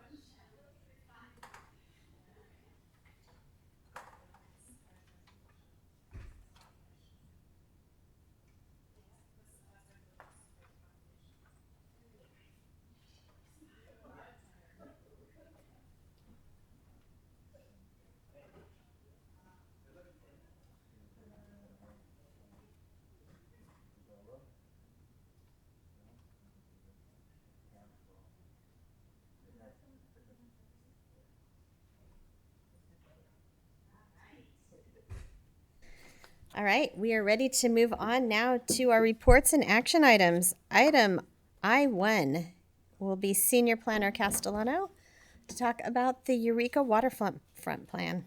Yes. Well, hello again. Thank you for the introduction again, Caitlin Castellano. I'm the project manager assigned for the Waterfront Eureka Plan on the city side. And tonight I get the pleasure of introducing you to Rose Newberry of Dudek, our consultant that we selected through the RFP process. And she's also the project manager. So Rose will be presenting to you this evening, and then we are asking for feedback and comments from you and the public on the draft themes and development scenarios, as well as the type and form and scale of buildings that you'll see shortly that are included in the Waterfront Eureka Plan, their draft scenarios. So take it away, Rose. Thank you. Thank you, Director Caitlin, and thank you, Mayor and Council, for having me here tonight. I'm going to share my screen and we'll look at some nice pictures of the waterfront and talk through the plan. All right, is my screen showing up normally? You can see the full screen. Or yeah, there now you're perfect. Now it's slideshow. Great. All right. So the purpose of me being here tonight is to talk about the Waterfront Eureka Plan, which will be a roadmap for the development and redevelopment of vacant underutilized sites and buildings along Eureka's waterfront. Another purpose of this plan is to make sure that there's enough development potential to increase 115 housing units in the waterfront area. So tonight we're going to go over the plan, what we've heard so far in our 2 public workshops, ask for your input and comment, and provide some information about how to provide additional feedback later as the plan progresses. This is the planning area. It includes 3 districts: the commercial bayfront, which is Waterfront and First Street to the Bay, Old Town, which is from J Street about the co-op, which I think everyone thinks Old Town, and then the Library District, which includes Carson Mansion and of course the library. These districts were mapped and described in the 2040 general plan, and the civic plan's job is really to implement that and that vision through the civic plan process. So the role of the civic plan beyond the general plan is to provide more fine detail than the general plan. It also provides CEQA streamlining so the development can happen more easily in the waterfront, and does that by including straightforward development with standards consistent with both the general plan, but also local coastal plan and the coastal commission, which is the other important legislative consideration in the planning area. It's supposed to create areas, vacant areas, into something like this. We're about halfway through our process. So we've had our first workshop and website launch in March of this year. We then updated the website with some frequently asked questions. Last month, we had our second workshop and the survey went live on the website. Last week and right now, we presented to Planning Commission and yourselves.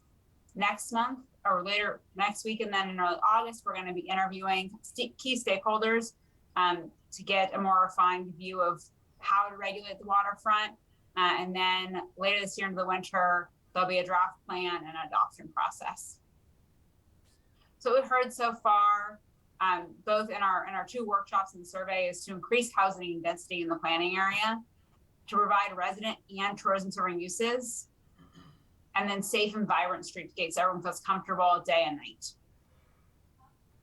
In our first March meeting, we broke it down into the 3 district areas from the general plan and asked people to describe in 1 or 2 words how they felt. We used those results to get priorities for each of those districts. So for the Wavefront, it was adaptable, revitalized, a community asset. For Old Town, it's historic, connected, and a community hub.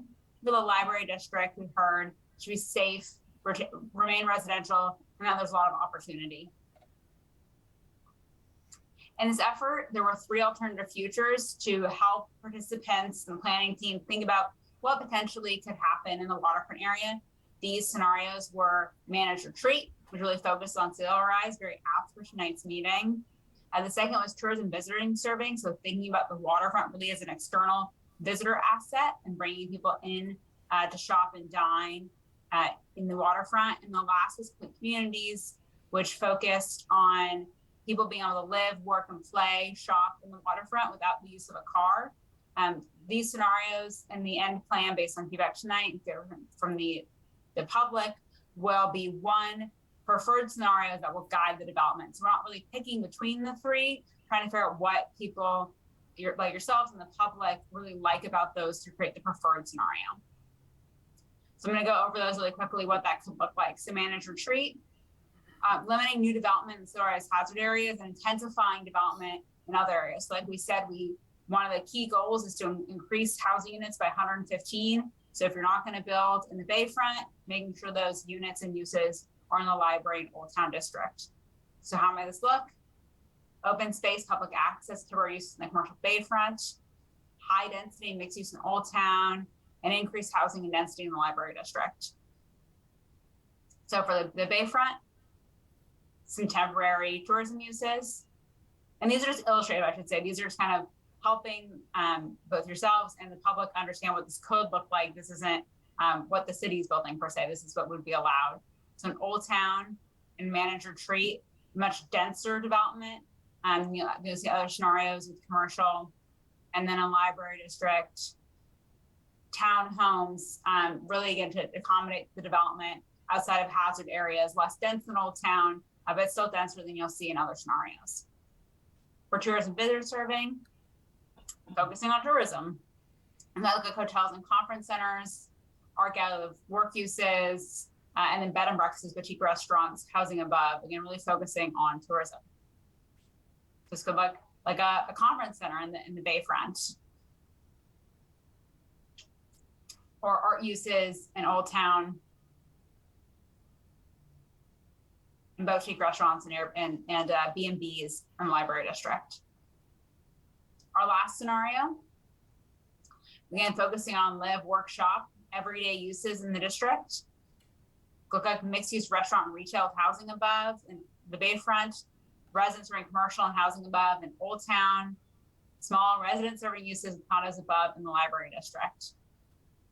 Something like this, bakery, other everyday uses along the boardwalk in Old Town, still pretty dense housing and grocery store uses in the library district, maybe a daycare and townhomes. So we asked me which was like the best. Complete communities was by far and away the preferred scenario, but in general, we did really hear about wanting increased housing, eyes on the street, walkability, open space across scenarios. So for tonight, again, we're looking for your comments on the district themes and priorities, your thoughts on the planning scenarios, or anything you thought we missed. And then I want to remind everyone, council and the public, to visit our website, which is waterfronteureka.com, where you can scan your camera, the screen for that QR code. There you'll find interactive mapping, our survey. You can watch YouTubes of hour-long workshops we've done in the past. And there's also a comment box where you can sign up to get more information and just provide comment on the plan and sign up for emails so you'll know about the workshops we have coming up. So with that, I'll stop sharing my screen and would love to open up to comments and questions from council. All right. Does anybody have questions? Councilmember Arroyo? Since I wasn't able to participate in the workshops, could you share a little bit about what the format was and how people were able to give that input? I know they were held online, but could you share a little bit about how, like, was it the first workshop was an introduction, the second one was refining ideas, or were they both kind of the same? How did that look? Sure. So the first one, and they're both virtual, like you said, the first one in March was really about understanding how people felt about the existing conditions and kind of reorienting and refreshing the vision from the general plan, making sure that was still pretty right on track. So the way we collected feedback was through polls, but also through word clouds. So we let people have pretty open-ended answers to how they felt about each of the districts that we presented to kind of get our direction. And then the second meeting was focused on those scenarios. So kind of providing some potential options of how the waterfront could develop and then getting, again, open-ended and poll feedback on those. We are trying to build the public sessions so that they kind of go from this initial visioning, gut reaction, following us across the plan to provide that feedback as standards get developed. Thank you. And then on the workshop theme, I did hear that there were some folks in the community who would like to see a hybrid workshop in the future. And I understand that that's a possibility. Could you speak to that a little bit? Yeah, I'm going to turn that to Caitlin. She can throw a few sheets too. Okay. Yeah, so there should be an updated schedule on the website, and the Planning Commission meeting was in person and hybrid. This meeting is in person and hybrid. The next workshops are all going to be either at the Planning Commission or the City Council. So we do believe that we'll have a draft specific plan and the draft preferred scenario to present sometime in November. So it'll go to Planning Commission first, and then it'll come to City Council, and those will be hybrid meetings. And then, like she said in the schedule, in November, November, and then basically all the meetings we're having for moving forward will be at the Planning Commission and City Council, and they'll be hybrid. All right. Any other? Councilmember Castellano? Let's see. Thanks. I'm excited to see where this is going. How many people have participated thus far? I know we had over 150 survey respondents, and the survey is definitely our widest net because it's the easiest one to do and the lowest bar. I can check the workshop results, but I believe it was over 40 for at least the first one. I can't remember the second one, but the website's getting really good traction, and we can dig up those numbers for you. Yeah, Rose, if I could piggyback on you, I think it was about 60 people that participated in the first workshop, and then about the same amount registered for the second workshop. But then there was conflicting the hearing on the insurrection, and so a lot of people actually dropped out to do that. So it was about 30 people for the second meeting, and we didn't know that it was scheduled at the same time as that hearing. So. Sure. You can never plan everything to avoid everything, unfortunately. Yeah. I mean, those are still great numbers. And then I was just curious for the stakeholder participation, how are you soliciting folks to participate in those stakeholder meetings? Yeah, I guess I'll take that one again. So we have various groups. One group is the Eureka Main Street.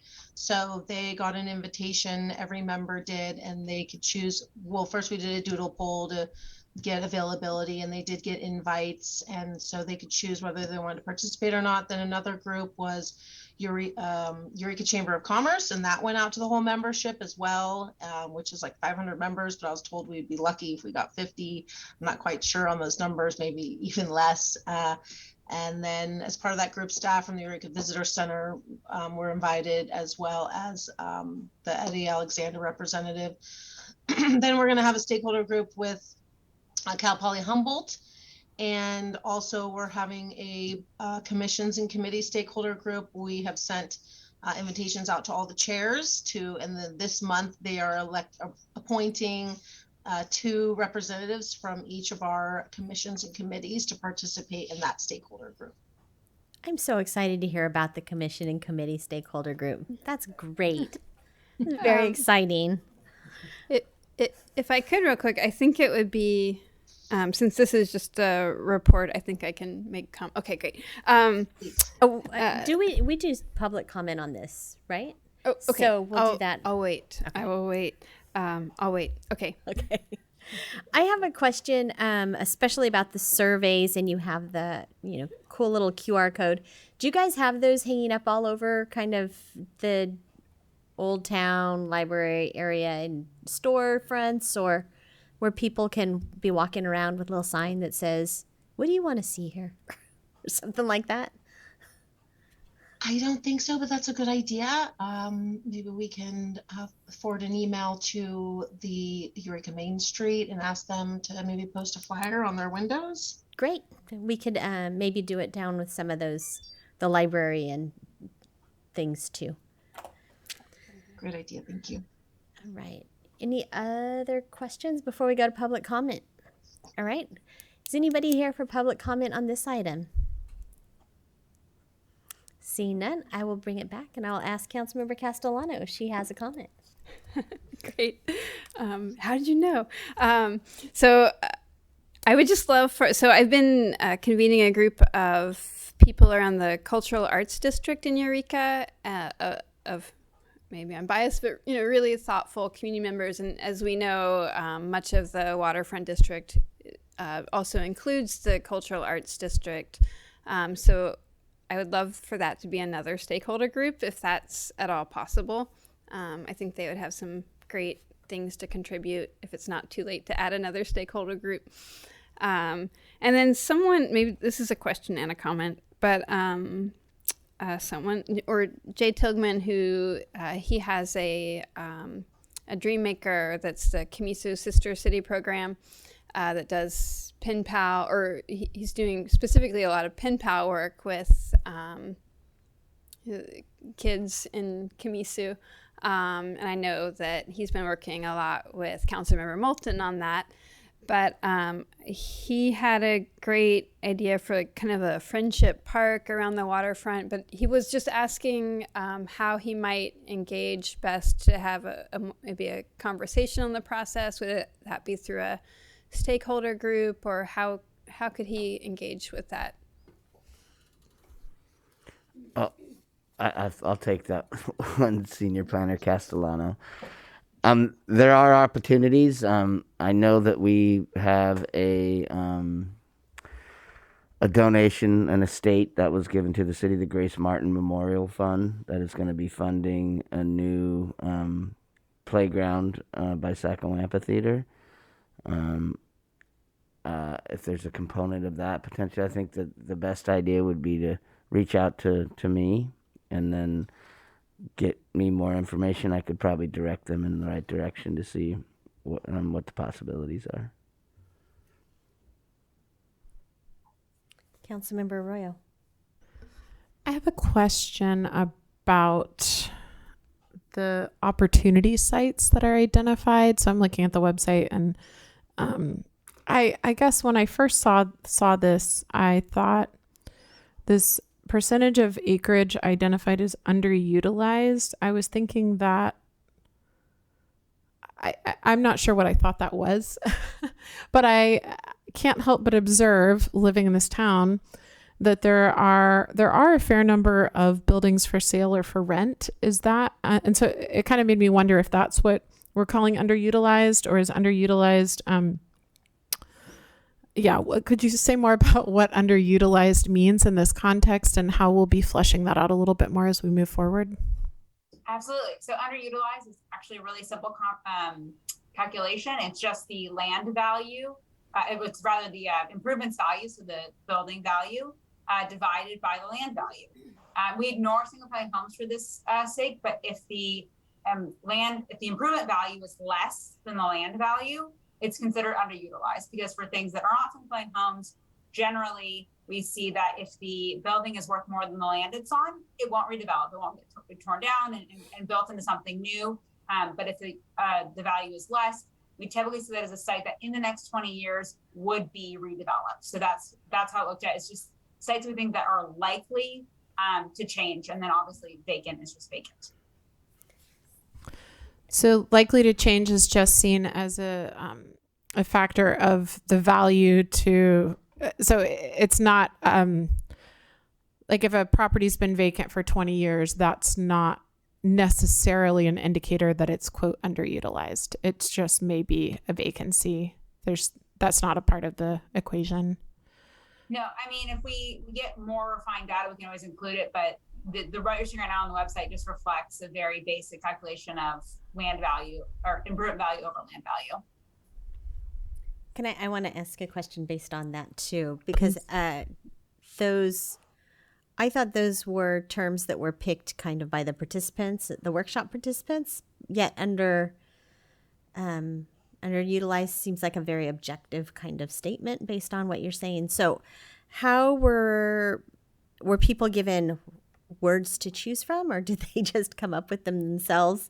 It just seems like that one stood out to me as a word that I was like, that's not what most public, the public doesn't usually be like, say things look really underutilized. So the public did. I don't know how many members of the public it was offhand, but that did come up as their own term when we're using in the plan, and it's defined a nice little sidebar.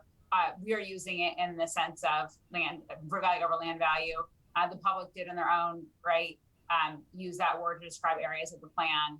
I think probably in a more general sense, they have tax data on their desk like I do.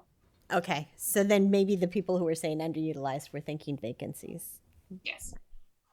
Yeah, I think that might be worth fleshing out a little more as we kind of present the numbers to the people at our upcoming, city council workshops, because I think that's a really interesting tool, and I anticipate that people say underutilized and they just mean like it don't look good, like it's not being used in the way that I would like it to be used, or it doesn't contribute to the community right now in the way that I would like it to, rather than like this, the mayor is saying, a more objective tool, which I think is really interesting and a cool predictor, but it's just not one that I had really been familiar with. So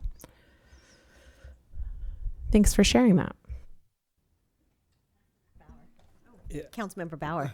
And I think that answered my question, because I saw when you're doing the kind of change in time, there's some historic buildings that vanished, with these new structures. Like, oh, I don't know if that's gonna fly, but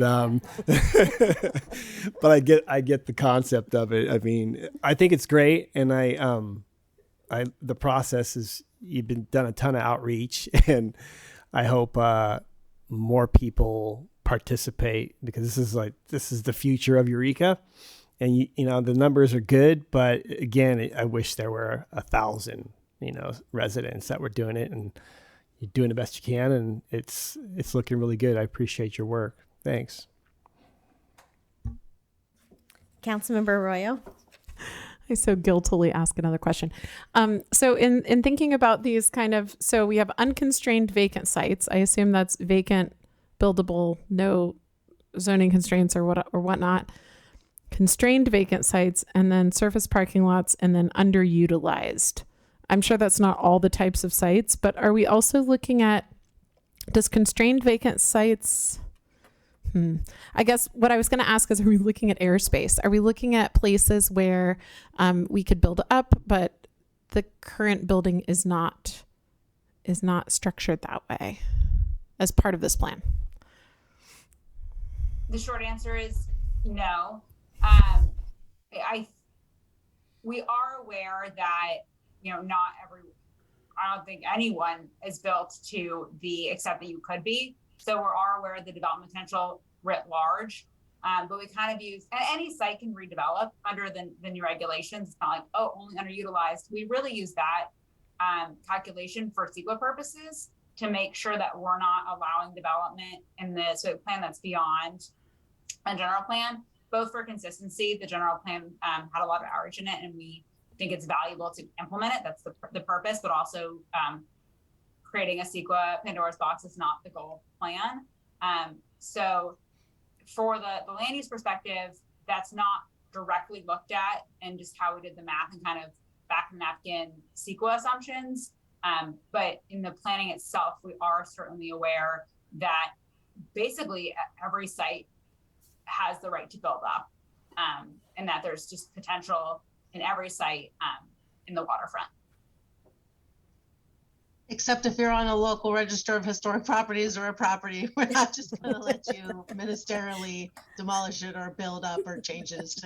The Historic Preservation Commission is still there, and we'll still have to go through that process. Just want to clarify that. Any other comments? Did you feel like you guys got what you needed to work on this for now? Yeah, I think we got some good feedback. Thank you. Sorry. Oh, wait. I'm so Councilmember sorry. Arroyo has another question. This is like my favorite thing in the world is a new plan. So pardon me, but I need to, I guess the last thing I wanted to say, as you were going through your slideshow and talking about interim uses, I got excited. So we talk about managed retreat, and we include potentially interim uses. How are we going to be treating or framing that in this plan once it's fully formed? Are we going to be looking at potential sites for recommendations for interim uses, or types of uses that might be appropriate in areas where we're otherwise considering it managed retreat? This is, I think, going to be really the crux of the plan, is understanding that sea level rise is slow and it's going to happen in waves, right? You have things that are wet once a year before they're wet every month. And so I think, and this is me working a lot with kind of the Coastal Commission standards, we'll be looking at uses that make sense, and then also time horizons that make sense. We do have a good understanding of where geographically we need to be really concerned about sea level rise, especially just from a coastal development standpoint. So yes, we'll be looking at potential uses, and then also the timeframes of what you're permitting and what useful life is throughout the plan. So I think that's going to be, I agree, the most exciting part of the plan is really thinking through how the waterfront's going to change in the next 50 years, and hopefully definitely well with sea level rise. Awesome. Thank you. I want to register my excitement for that, and really hope that it's featured prominently, because I think when we talk about managed retreat, people do not think about what could be on the site in that time and what that might look like. And I really hope that we take this opportunity to flesh that out really well. So thank you for featuring that and including it. All right. Well, thank you for your presentation, and we will look forward to seeing how things progress. The waterfront is a favorite topic of many, many people in this community, so. Thank you so much. All right. And same general area of town, but this time we have Director Gerving, the ever-patient Director Gerving. Item I-2.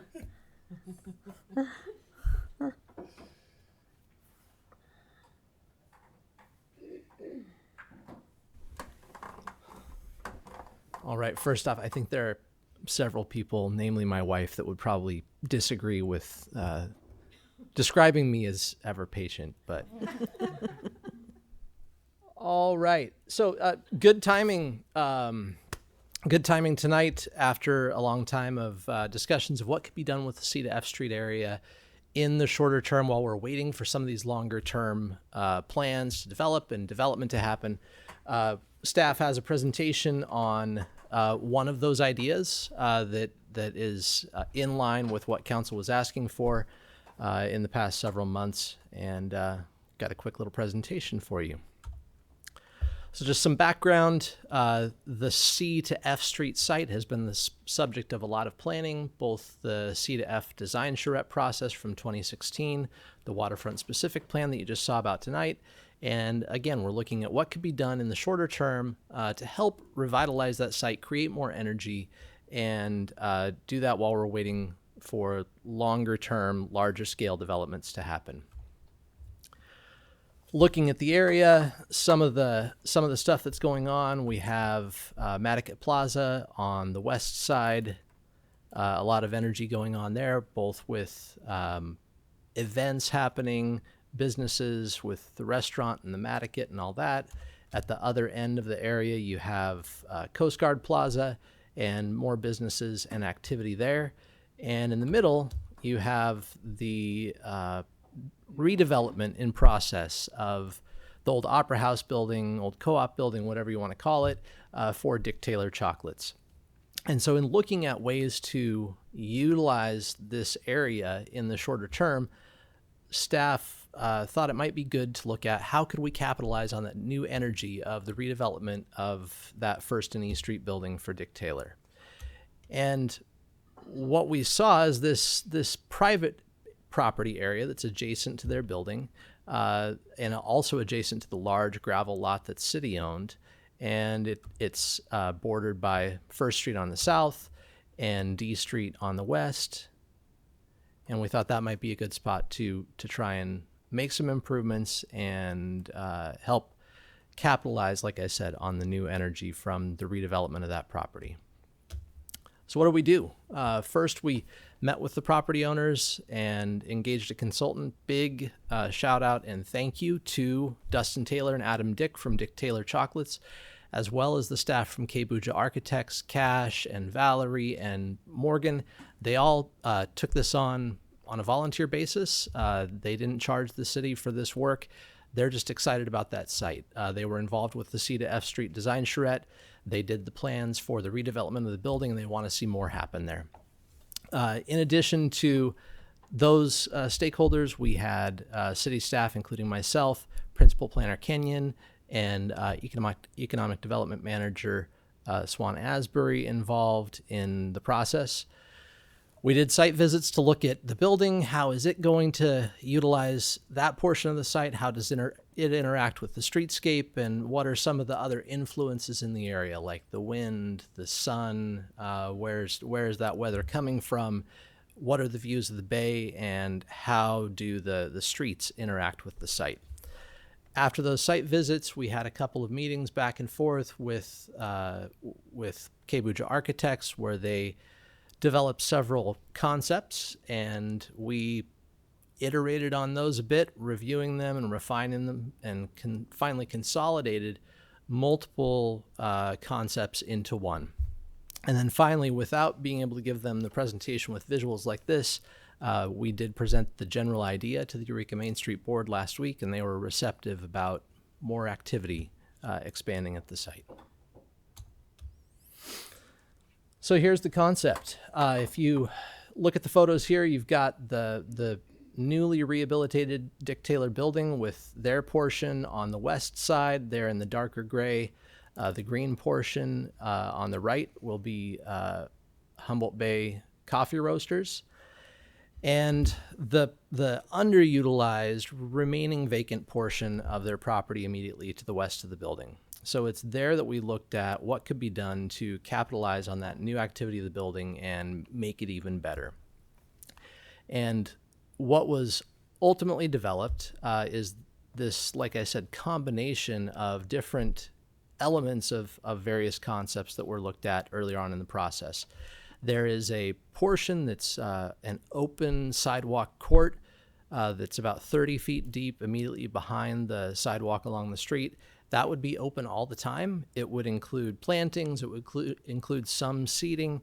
It would include a raised area for a stage that could be concrete, could be like composite decking material, so that there could be events there that would communicate well with the street. Behind that would be a fenced area that would be fenced for security. It wouldn't be open all the time. It would only be open during events. And it would be sheltered from the wind coming off the bay by the shipping containers at the back. Those shipping containers could have a few different elements, including storage. There could be another stage type of thing there. There could be restrooms that would serve that event space, and potentially a kitchen, though there's also the idea of allowing a food truck to come in and maybe serve during those events. A lot of different ways to make it work. And then throughout there would be sturdy and semi-permanent but relocatable furnishings that could last for a long time, but at the same time be relocatable in the future should the property owners ultimately decide to develop something more on this part of the site, which is something they've expressed a desire to do at some point well down the road. Looking at it in plan view, if you can see my cursor here, got the sidewalk court immediately behind the sidewalk with, like I said, some seating, the stage area, and then a path that goes back to the enclosed event space that's bordered by a fence on two sides and shipping containers to protect it from the wind on the north and northeast corner.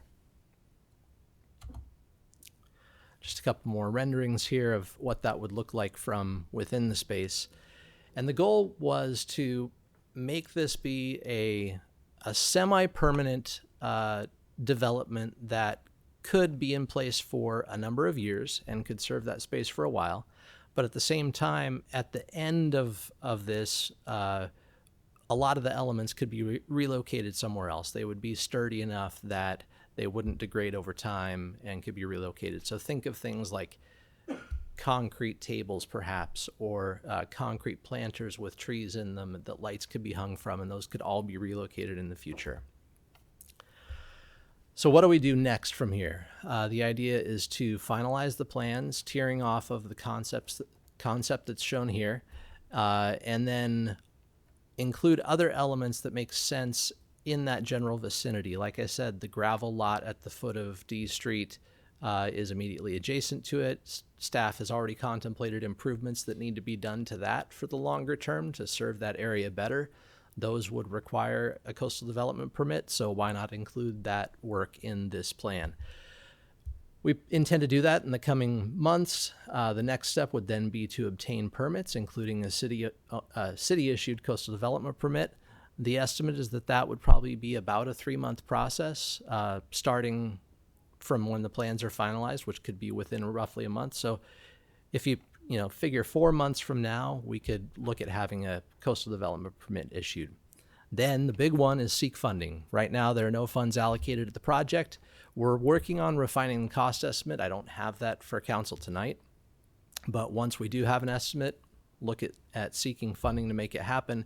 And the good thing is that if we included all of this work in one coastal development permit, starting any one part of it, like the grading and drainage work that needs to happen to the first and D lot, that would vest that CDP, and then the other work could really be done at any time. And then the final step in the process would be to execute a lease and then do the construction. And what would that lease look like? As I mentioned, these improvements would be made, at least as they're contemplated here, on private property. The intent would be that the city could lease that property from the property owner for little or nothing and effect those improvements, and they would remain in place for the term of the lease, whatever the term that is. And then at the end of the lease, there would be a negotiation about, do the improvements stay in place at some cost to the property owner, or do those improvements leave and go somewhere else onto city property? So those are the basics. If you've got any questions, I'm happy to try and answer them. Again, big thanks to Adam, Dick, and Dustin Taylor, and everyone over at Cash Buja's office and city staff as well. And yeah, happy to answer questions. Does anybody have questions? Councilmember Bauer. This is, I think, a super cool project to undertake. What kind of funding could we look for? You know, I mean, it seems kind of like it's almost like a public-private partnership in essence. Is there funding out there for something like this?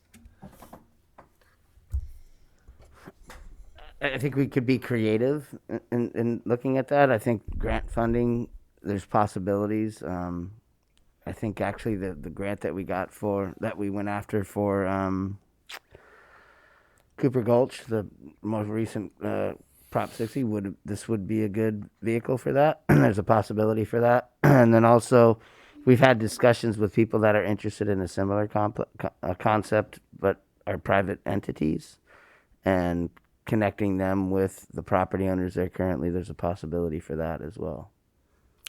And second question, what kind of lease are we talking about? 5-10 year? I mean, we're still, you know. I would guess it would be somewhere in that range. Okay. That seems to make sense.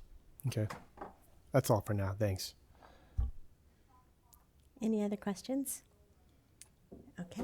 If there are no questions, I'll open it up for public comment. And I can't see if Councilmember Moulton has any, but she'll speak up, I think. Is there any public comment on this item online? If not, Actually, I do have a question, Mayor. All right, go ahead. I'm curious why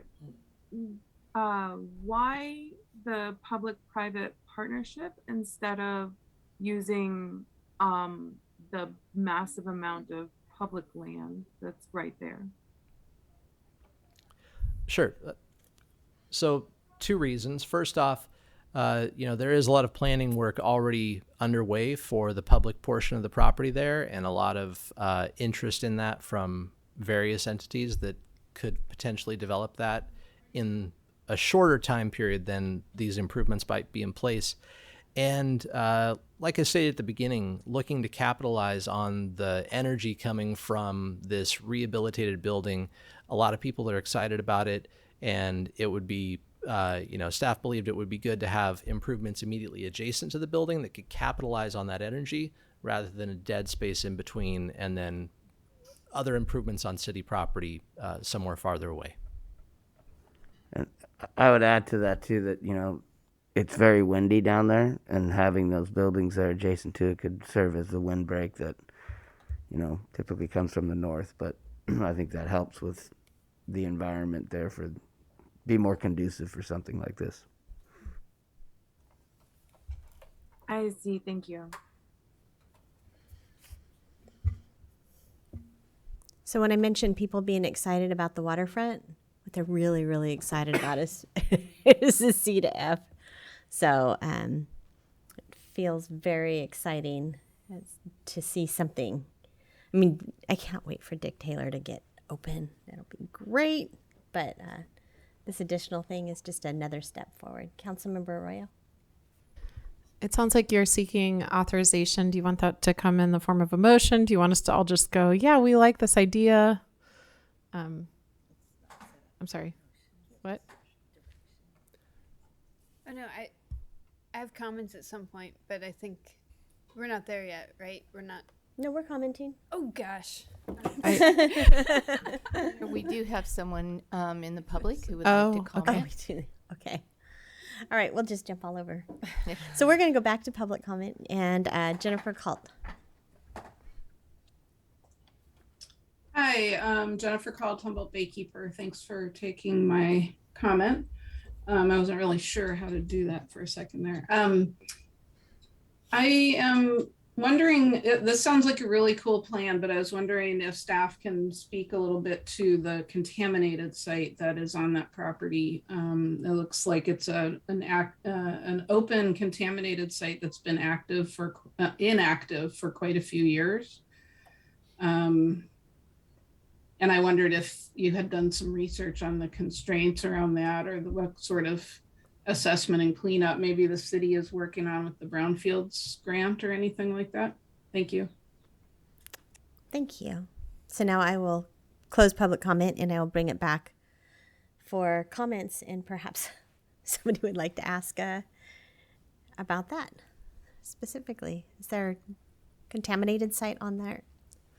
I'm not familiar with what research has been done. I do know that our staff in engineering is actively engaged in the Brownfields Assessment Grant, and whether we've got something going at this site, I'm not aware, but certainly that would be part of any development application, is figuring out what those constraints are. How do we address them? I can say that the nature of the improvements contemplated right here, none of them would really be ground disturbing, other than the grading that I said adjacent, that would be more, going up rather than into the existing grade to address some of the challenges there. But with the waterfront sidewalk court as it stands, that's pretty much at grade and above, with no ground disturbing activity down below. But certainly analysis of all that would be part of the coastal development permit process, and will ensure things get taken care of as they need to. Thank you very much. Councilmember Arroyo. So this is all part of the property this isn't city property. This is correct. It's adjacent part to of property. Part of the property that already is being redeveloped.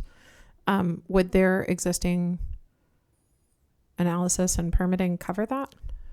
The work that they're doing is all within the building, other than some sidewalk work out front and utilities to serve the building. So I don't know, but my guess is that their analysis really didn't go that far. Okay. All right. Thank you. Councilmember Castellano. Sorry about my confusion there earlier. So I just have a couple of comments. I mean, one, I'm very excited about this. So thank you so much for bringing it back and bringing it forward. I do hear from people all the time about, how wanting to do something with that kind of area in Eureka. And I can really appreciate that it would serve, visitors and residents alike. Let's see. I just want to say, I understand having the windbreak of the containers, but it could be cool to have some sort of plexiglass wall somewhere in there so that some of the bay would still be visible, just because it's kind of special being right there on the bay. The marina is visible from across.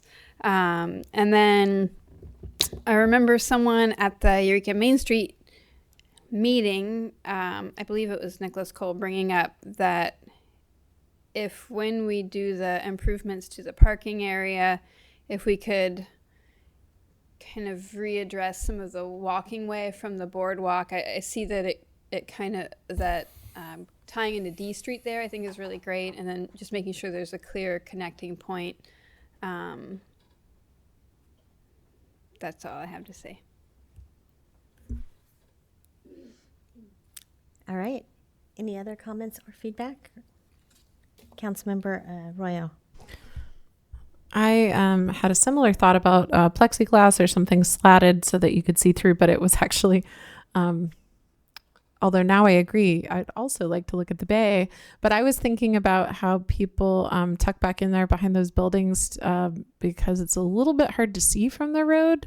And so just making sure that the panhandle of the parking lot or of the gravel lot is not too hard to see from the road, because that big chunk of buildings does make it so that people kind of want to tuck back in there. I see the chief nodding a little. I don't know if you noticed that also while doing patrols, but yeah, so that it would serve two purposes: to be a little transparent there. And I'm in favor of authorizing pursuit of funding for this with the inclusion of the comment that was raised by Jen Colt about wanting to make sure that we're addressing any necessary brownfield research or mitigation. And it seems like there are some ways to move forward with interim uses for sites like this, even in those conditions. So seems like a cool opportunity. All right. And I think that's the motion, right? So it's a yes authorization motion. All right. Councilmember Bauer seconded that. And it doesn't look like it's authorization. Do we just want to do consensus or do we want to do a vote? We've got a motion and a second, so If you have a motion and second, let's do it. let's just vote. We'll just do it. Councilmember, I'll let them ask you, Councilmember Moult. That's how it works. Oh yes, let's go for it. We'll figure out how to pay for it. Unanimous vote. Councilmember Burgell absent. Motion carries. All right. And we said Bauer. Next item on the agenda is item I3, former Chamber of Commerce Dolo relocation. And again, Director Kirby. Here I am. All right. So, as I stated in the agenda summary, in 2018, with the surplus of the former Chamber of Commerce property at Broadway and Hawthorne, the council authorized staff to negotiate the sale of the property, and that was done to a local LLC that's looking to develop a hotel there. With that action in 2018, council directed that two elements of the site, the Blue Star plaque and the Dolos that's there, should remain unless a move could be negotiated. During the subsequent negotiations, the city agreed to take care of that move, and it's taken us quite some time, but we now do have a plan for what could be done with the Dolos. That involved work with a landscape architect, city staff, and the Coast Guard to develop a plan for kind of reimagining Coast Guard Park and doing some improvements there, and at the same time having somewhere close by that the Dolos could be sited, hopefully somewhat reducing the cost of the move. Unfortunately, what we found is that although that concept for Coast Guard Park is really great, and there are elements of it that could be phased in over time, the move itself is quite a bit more expensive than staff contemplated when agreeing to move it. We're looking at an estimate of just under $50,000 to move this 42-ton concrete structure less than a quarter of a mile, basically. There's a lot of heavy equipment that has to be brought up here, a 9-axle low-bed trailer, a large crane, a lot of traffic control to shift northbound Broadway over at night and then move the Dolos into the position at Coast Guard Park. So because that cost is somewhat higher than anticipated and about 5 times as much as the $10,000 estimate for demolition on site, staff believed it would be prudent for council to revisit that decision that was made in 2018 and decide whether to allocate additional funding to accommodate the cost of this move or direct instead the Dolos be demolished on site. So that's the decision that we're asking council to make tonight. If you want more details about any of those elements, including the concept for Coast Guard Park, I'd be happy to fill you in. Can I just ask a history question? Like, how and why, when and how did we move those there in the first place? I think the plaque says that it's been there since 1972. I don't know how it came to be that there's a Dolos there, but it is, and now we've got to deal with it.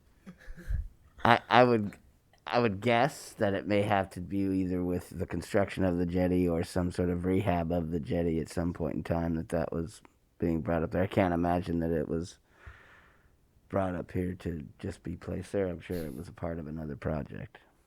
It's just really interesting to know how much it costs to get it away from there. I'm like, it didn't just float there.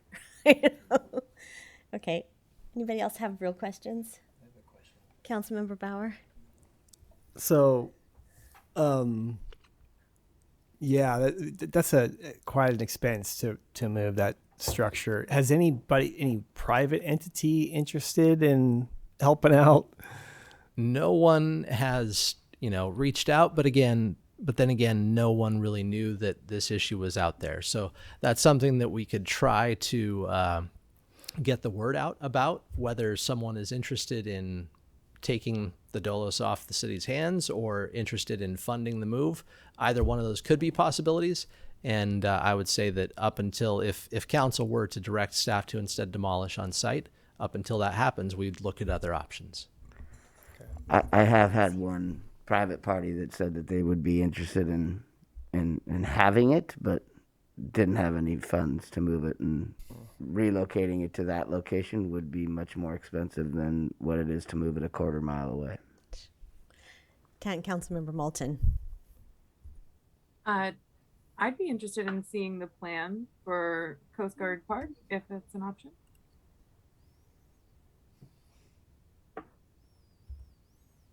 Oh, see, I need to share screen, don't I?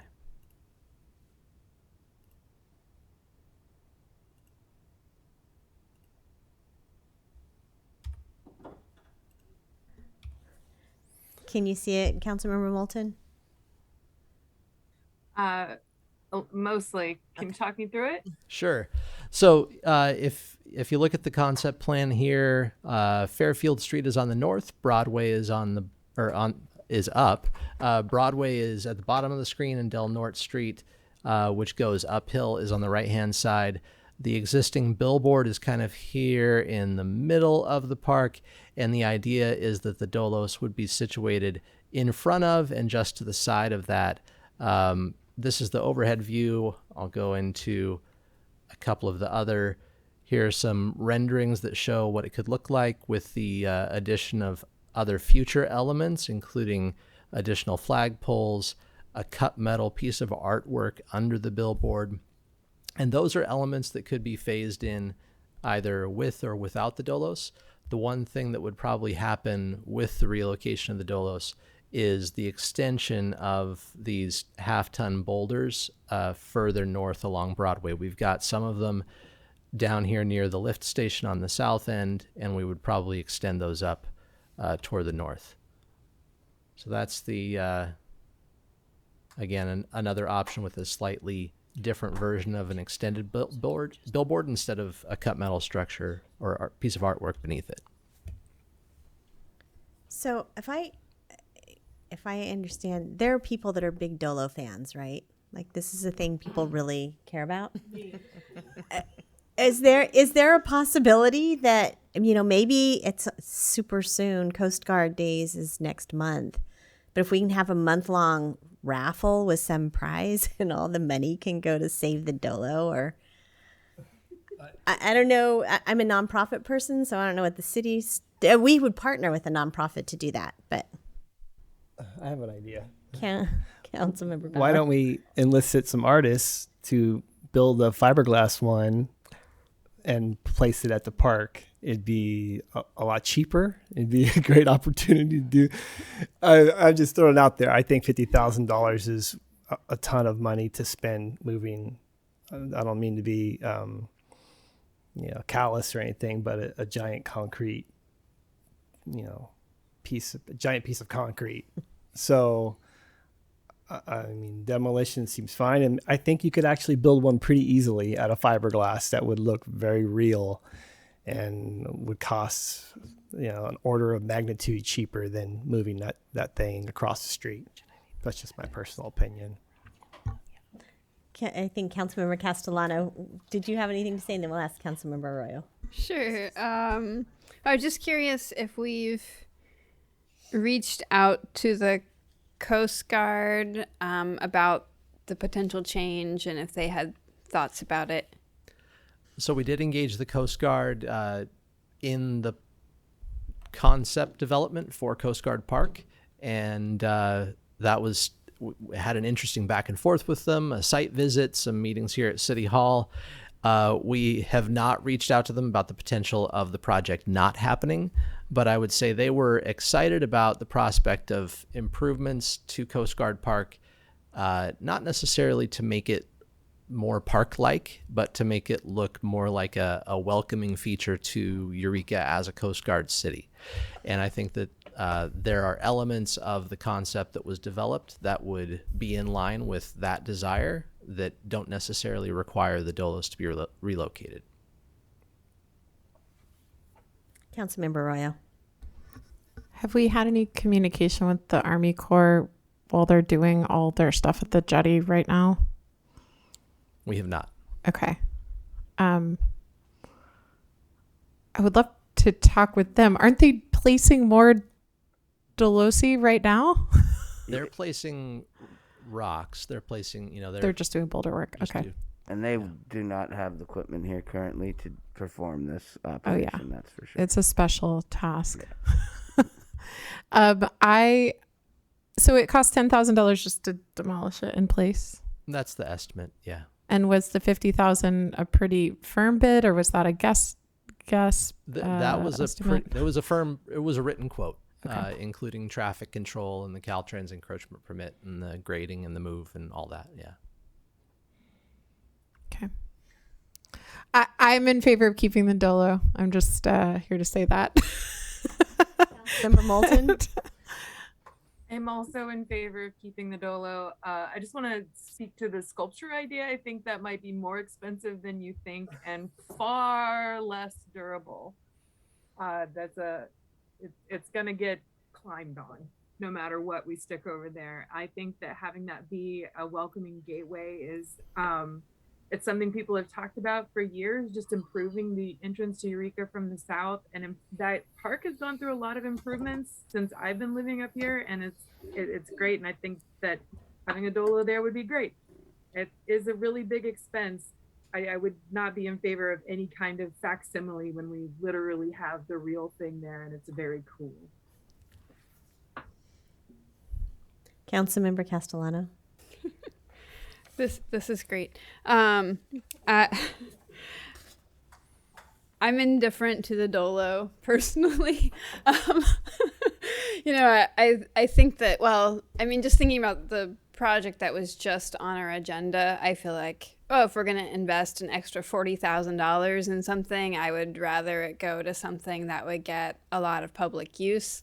I think that, the design plan put forward it's not like we wouldn't still improve the park there, but, just minus the Dolo, I think would still be nice, and would still kind of, honor the Coast Guard and our relationship to the Coast Guard city. Though, I'm in favor of a creative fundraising method, for the Dolo. If something presents itself, I just think that, given city funds, I would rather money, it's a lot of money. And I think there could be just more public serving benefits to spending the money elsewhere. So I just want to speak to the fundraising. The time frame that we're on to do this would probably not allow for enough time in order to raise definitely this amount of money. They'd like to demo sooner than later, and this would be in the way of that demo work. Councilmember Arroyo. So to reiterate my love of Dolosi, I have not one but 3 pieces of Dolo related artwork in my home.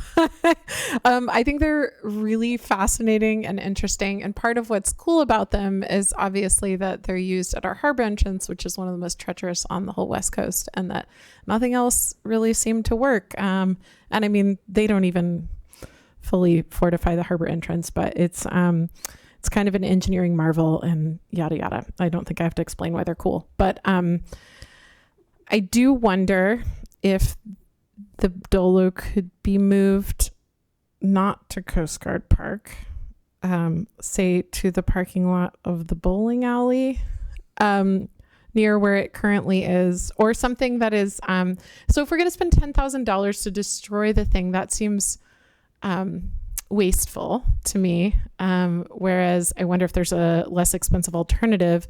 I agree that Coast Guard Park could be improved, and it doesn't necessarily need the Dolos to do that. I will also note that the Clean California local grant program I was just talking with the coordinator about that, and there's going to be another round coming up soon, and Gateway features is one of the things that you can apply for. So I'm sure there's lots of other things that we could use that money for as well, but having some improvements to Coast Guard Park as a Gateway feature could be part of that, as it seems like it's kind of wrapped in with this Dulles question. But I wondered what your thoughts are on a different location for it, closer by and not across the street.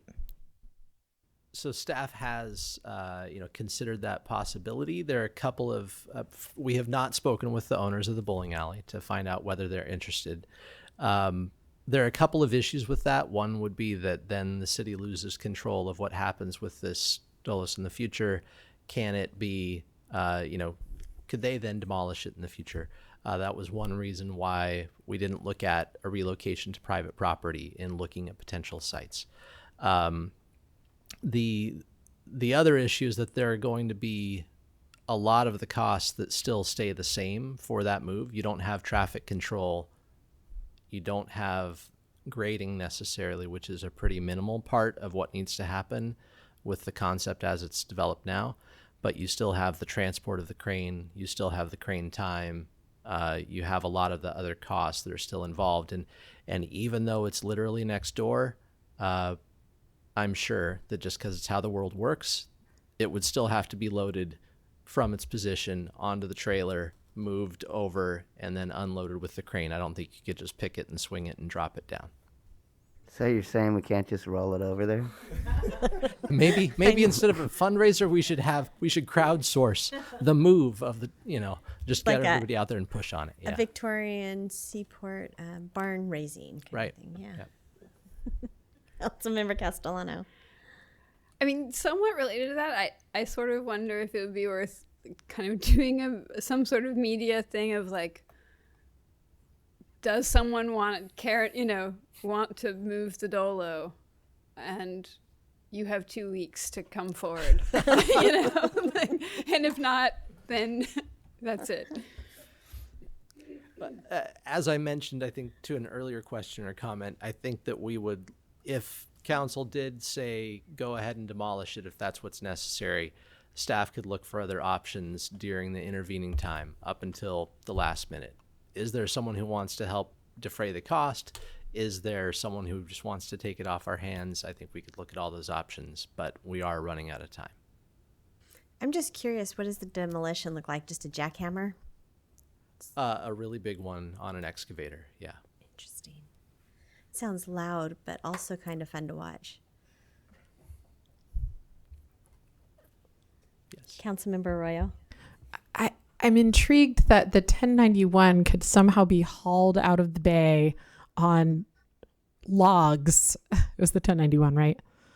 That crusty old delightful ship. And yet the Dolo can't be moved in any way besides this way. I guess I asked my first question. I think the biggest component of that was Leroy Zerlang and his dedication to that, and his very, very generous. Now, if Leroy was more of a land-based operator, that may be an opportunity. But Leroy was a huge component of making that happen, and he had the equipment here locally. Okay, I know it's a different object. How long do we have to save the Eureka Dulles? I'm getting calls at this point multiple times per week from the property owner wondering when we're going to move the thing. So we don't have a firm timeline for when they want to commence demolition, but they want to get going. Okay. I'm happy to ask around a little bit and see if there's any interest from Coast Guard folks if we think that would be valuable. And I mean, they're not going to give us money to move it. Let's just say that right now. But if there's interest in finding another way to preserve it, it seems like maybe we could explore people that might want to take it a little bit more. It saddens me to destroy that thing because it's a marvel. Nobody, me and Katie are really into that thing. Mayor, we have not taken public comment on this item yet. Oh, sorry. Is there anybody here for public comment on this item? Is there anybody online that would like to make public comment on this item? Somebody with 50 grand that just really wants to move. I know. That would be great, wouldn't it? That'd just answer all of our questions, and then I'd be like, I'm sorry, we got so excited about the questions that we got into this, and so I'll bring it back for comments or a recommendation, which I think we're kind of crying our way into some kind of recommendation, possibly, Councilmember Castellano. I mean, it doesn't seem like you need a formal motion, but I would say that it would be worth putting out a public call to the query, you know, of will you save the dolo? But if no one rises to the challenge, then I think that I would go forward with demolition. That would be my recommendation. I do like dolos. Don't get me wrong. I like dolos, but I do think that because of the council action in 2018 that directed staff then, we do need a motion and a second and a vote to memorialize whatever council's direction is tonight. Councilmember Moulton. I'm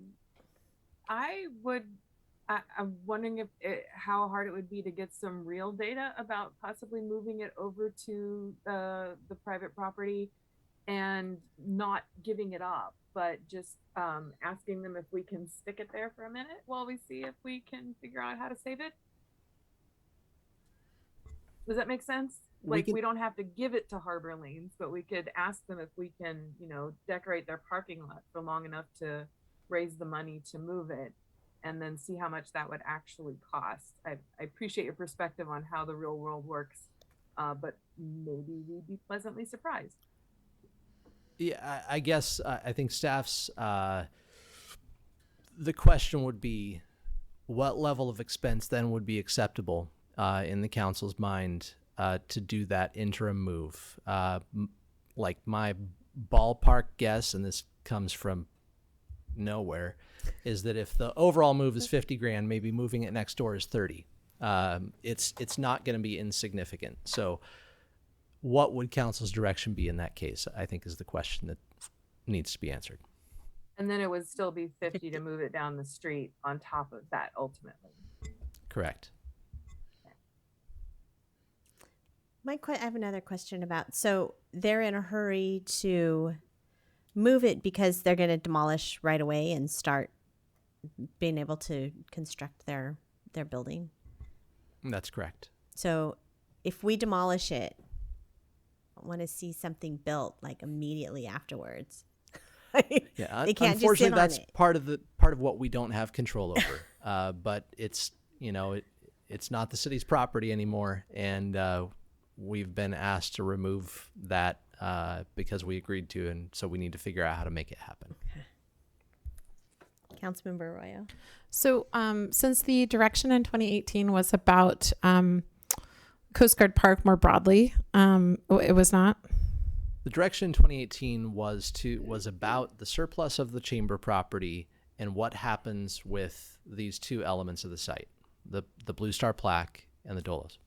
And the direction was that they should remain on site unless a move can be negotiated. And what's the proposal for the Blue Star plaque? That's a lot easier to move. I know, but is it part of the Coast Coast Guard integrated into Coast Guard Park, Park? regardless of. Okay. Yeah, regardless. I just didn't see it as part of this plan. Okay, well, I'm not going to make this motion. I think Councilmember Castellano made a motion essentially to, with utmost haste, look for an alternative, but if it can't be done, to demolish the structure. And I would second that motion. If that's I'll make that motion. And I'm curious from a staff perspective if you would like a timeline to go along with that motion, like within 3 weeks or something like that. quite honestly, the difficult part right now is just coordinating staffing. There are a lot of people gone this time of year, but I would say that 3 weeks might be a reasonable time frame. We need to have some commitment or some idea of how to move the thing within 3 weeks. And if that doesn't happen, then we direct our contractor to instead demolish it. Okay, that will be my motion. I'll second. All righty. Do we have any other discussion? Councilmember Arroyo. I will support this for the good of the community, but I will also try to find some options in the next couple weeks and see if there's any other takers or creative thinkers about how to move it. So this may not be the end. All right. Any other discussion on this before we vote? Councilmember Moulton. I think we find a way to pay for so many things. And this, I know 50,000 seems like a large expense, but it's something that is irreplaceable. There is no way that we will ever get another Dolo. And it is so iconic to the shoreline, to coastal preservation, to our bay entrance, that I think it would be a real shame to lose it. And yeah, it is irreplaceable. There's no way we could ever possibly get another one. So I would oppose demolishing it. All right. Well, everybody's had their say, and we have a motion and a second. So let's go ahead and vote.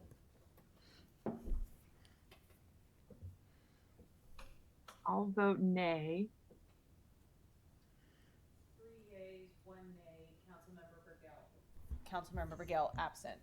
Motion carries. All right. Well, that was a hard one for the heart. People are going to be getting phone calls. So. Yes, they are.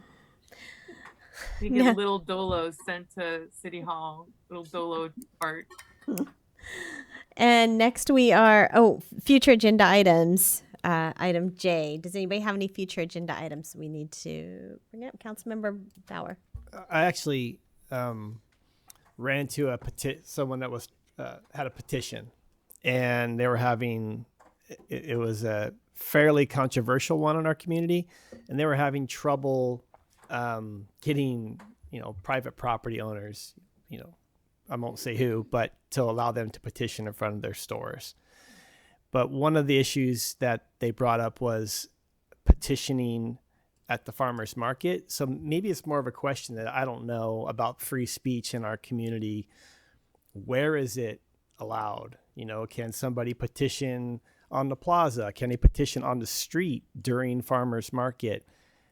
Maybe I don't need that to be be an item, but maybe it's just a question I have, because I'm all in favor. I don't care what petition you have. I might not support it, but their ability to seek signatures, it seemed kind of limited in this particular instance. I don't know if it was just a misunderstanding from him or. So it's not really an item that we can talk about right now. Yes. However, I can say that you can follow up with staff afterwards, because you're not the first person to talk to him. Okay. Okay. Thanks. Any other future agenda items?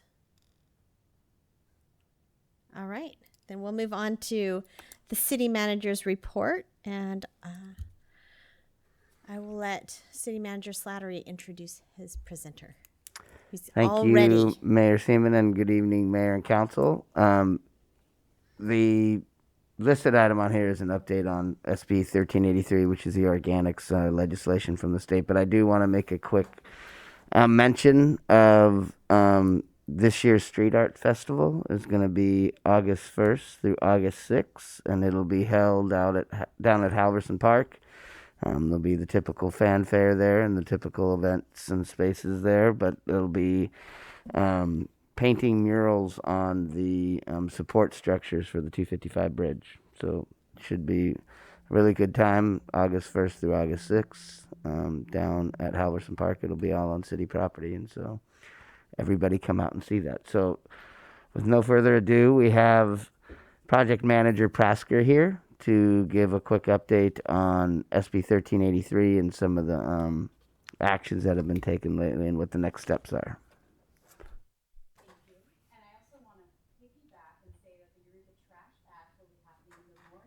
Thank you. Eureka Trash Bash will be happening in the morning of the Street Art Festival down at adorning Halverson Park. So come join us at 9 a.m. to 10:30 and help us beautify the waterfront before the Street Art Festival. Okay. Back to our regularly scheduled programming. Okay. All right. Good evening, Mayor and Council. My name is Robin Prasker, here with the Community Services Department tonight, and we're going to do a quick update on SB 1383.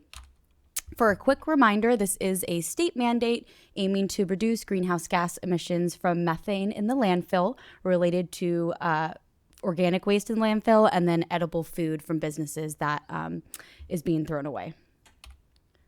So a quick reminder of what the entire mandate encompasses.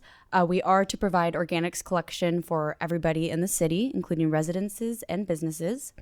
We need to work with certain businesses that are eligible for edible food recovery programs.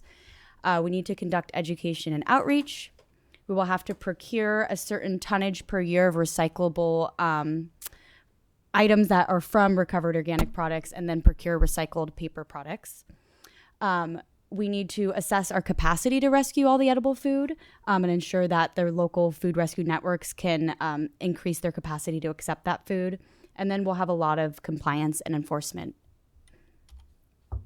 So organic waste collection is the most popular and exciting piece of this all. So kind of backtracking to what we've done so far and what's coming. First and foremost, we have a regional partnership with every city in the county and the county itself. We've been working together for almost 2 years on this topic, and there's still a lot more to do together. But this started with the recognition that we needed technical assistance. So we jointly put out an RFP through Humboldt Waste Management Authority to solicit a consultant. That was awarded to Edgar and Associates. Since then, they have put together a compliance roadmap, which lays the pathway for our plan to comply. HWMA very recently voted to host organics pre-processing at the Eureka Recycling Center. And what is next from there to implement organics collection is the retrofitting and opening of that pre-processing facility. From there, limited routes will begin for curbside collection. And then after that, we'll be able to go full citywide service. There are major supply chain issues with trucks, so we are attempting to navigate that. It is a very fluid situation. So I do want to get into what pre-processing is and differentiate from processing, because that is important.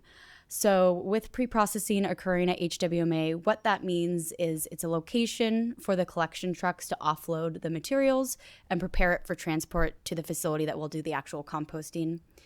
Pre-processing can also screen out contamination and create a higher quality material. There's also abilities to use machinery to create what's called a slurry. This can make the material even a higher quality and have more outlets to process it, including what I understand could be used as a fish food. It's also important to note that West Green has a has a contract to receive our green waste until 2027. So pre-processing locally will include separating the organic waste from the green waste. So step 1 is collecting the curbside organics. Step 2 is dropping it off at the pre-processing facility. And then step 3 would be loading it for transport to a permanent facility. So processing is the actual composting of the material, and there's currently no facility within the county that offers this service, very likely why we don't have any service and never had until now. So short term means that once we pre-process the material, it'll go out of the area to a certified compost facility that is yet to be determined at this time. And long term, we recognize that we need processing capabilities in county. It just makes sense, is more sustainable, and will keep a closed loop within our county. We do understand it could take up to 5 years to get to that place. So that's why you're going to see a short term and a long term plan related to organics collection. So moving on to business requirements, that's something we've been really working on the past few months, is getting that information out there to the community.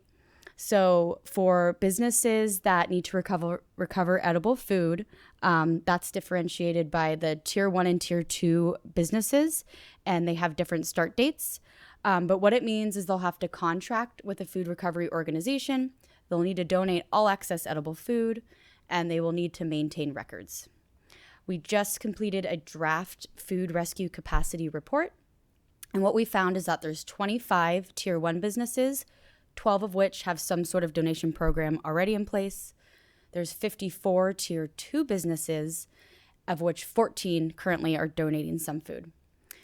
We also know that local food rescue organizations will require financial and logistical support to expand their services to businesses who are not currently donating food.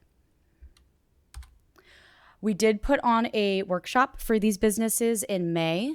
We sent letters to all of them and followed up with phone calls. Unfortunately, it was sparsely attended, but we did record it and have that available for viewing at people's convenience. That is linked on our resource site for people to watch. So talking about general business requirements, subscribing to organic service when available, providing organics and recycling bins in all disposal areas, providing annual education to employees about proper sorting techniques, and inspecting bins to monitor for contamination. Contamination is going to be a really big one with SB 1383. As you know from the earlier presentation of the PSA, that recycling contamination is an issue currently outside of even having an organics program in place. And the state is really going to press us to be more involved, be more proactive, and there'll be specific reporting requirements related to our activities and monitoring for contamination. So we're going to make some big changes in how we do that. Multifamily dwellings with 4 or more units will also need to ensure that there's organic service when available, supply adequate space and access to the receptacles, provide education to new tenants, and monitor for contamination and educate. We did also provide a presentation to the Eureka Chamber of Commerce last month to their Subcommittee on Government Affairs, and that was very successful, and that video is available for view. And then we just hot off the press completed a business info guide. We have some here tonight that you're welcome to take with you. And then we'll be doing a bulk print job to get these out in the community. We'll work with the chamber to distribute them and other avenues. So we look forward to circulating that in the next few weeks. So what's next? There's a lot. There'll be a big ordinance update coming in the next few months. These will codify the state requirements and provide enforceable mechanisms. We will be negotiating our franchise and rates with our hauler to be able to offer the new programs and requirements of the mandate. We'll need to identify how we'll meet our procurement targets. Will we procure compost, mulch, bioenergy? That's to be determined. And then the education and outreach program. We're just starting to get our feet wet with that, with the presentations we've done and the info guide we just finalized, but there's still a lot more materials to develop. And there's a desire to do that regionally too, so that each city isn't making their own pamphlets when we could all make one and use them together. Related topic that I wanted to highlight on is with the pre-processing of organics at HWMA, there is going to be a closure, and want to make it really clear what that does and doesn't mean. So the Eureka Recycling Center is the left side of HWMA, and the right side is the transfer station. That's where garbage goes. The recycling center will close on August 1st. That mainly affects the ability to recycle appliances, scrap metal, TVs, and e-waste, though fortunately those have other places to go within the county. While household recycling was accepted on the Eureka Recycling Center side, it is also accepted on the trash side. So folks can still go and bring their mixed recycling into HWMA for recycling. This also does not affect their carpet program, their tire program, or their household hazardous waste program. So the Eureka Recycling Center will be looking for a new location.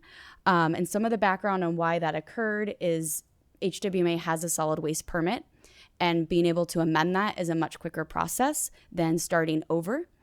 And with the state mandate breathing down our neck and giving us a tight timeline, we just did not have the time to start a permit from scratch. So that was the best decision that we were all able to make. Leslie, being our HWMA board member, has done a great job being a leader in all of this, and very much appreciate her. So I think that's all I've got here, but I am available for questions. Thank you so much. You are doing just all kinds of great work in the waste department. Thorough stuff. Any questions? Councilmember Bauer. Yeah, I mean, it's needed. This has been a long time coming, right? But I guess, one of the things we're going to be asked about is going to increase our rates. If you're already green waste recycling, does this add on to your costs? And then probably on a similar line of questioning, if you're already composting, will you be required, as part of this process to pay a fee? I understand we all have to kind of pay into this to make it work, but these are the questions that we're going to be faced with.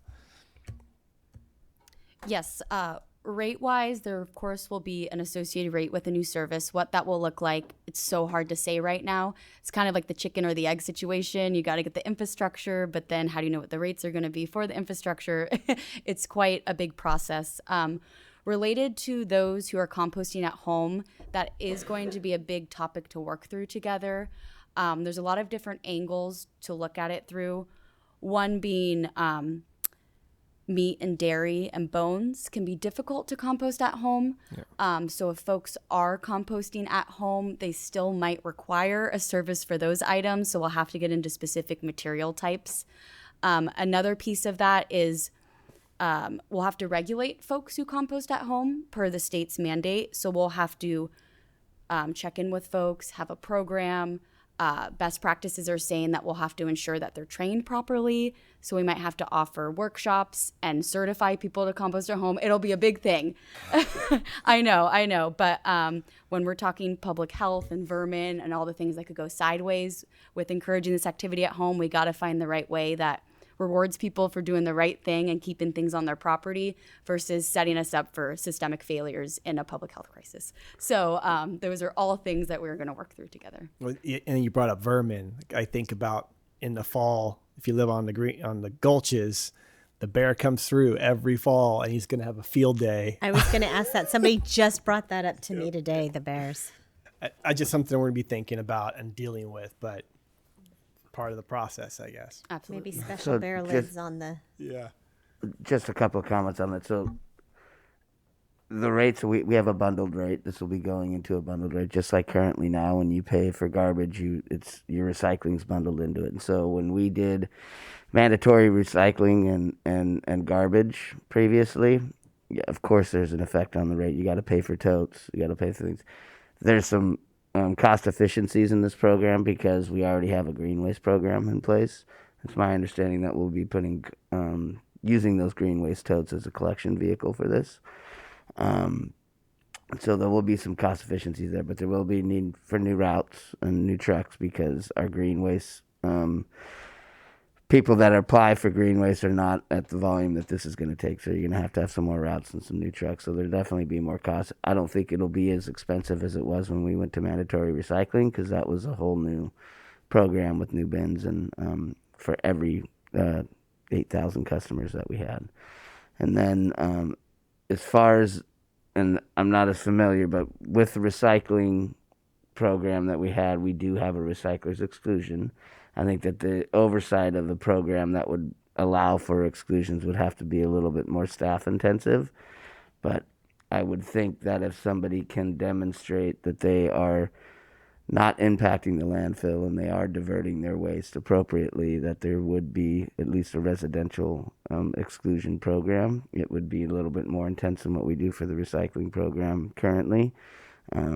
But we don't want to be punitive.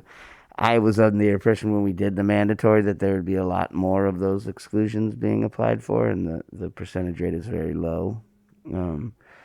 So now that it's been out there, I think that implementing this program, since we already have mandatory, it's already bundled, I think there'll be some concerns about rates increasing, but the backlash compared to when we went to mandatory, people are already in the system right now. It's just a new program added to that system. Councilmember Moulton. How do existing composting services fit into this? I know there's a couple of guys with bikes and buckets that go around and will collect your compost for you.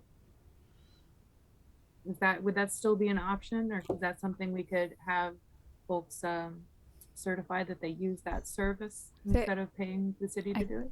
I could speak to that. So, you know. well, I think it'll be very similar. What happens is a term called flow control.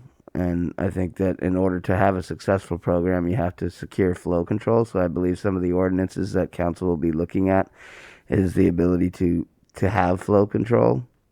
And so,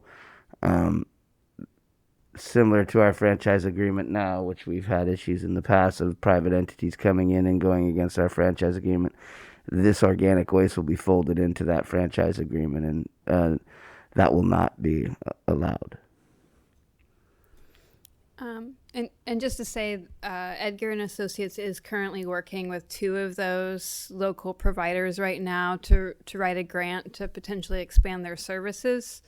We don't know what how that might be integrated into the relationship with HWMA and Recology as they expand, but there's certainly support in the community for those services and making sure that they have the infrastructure to work collaboratively to meet those needs.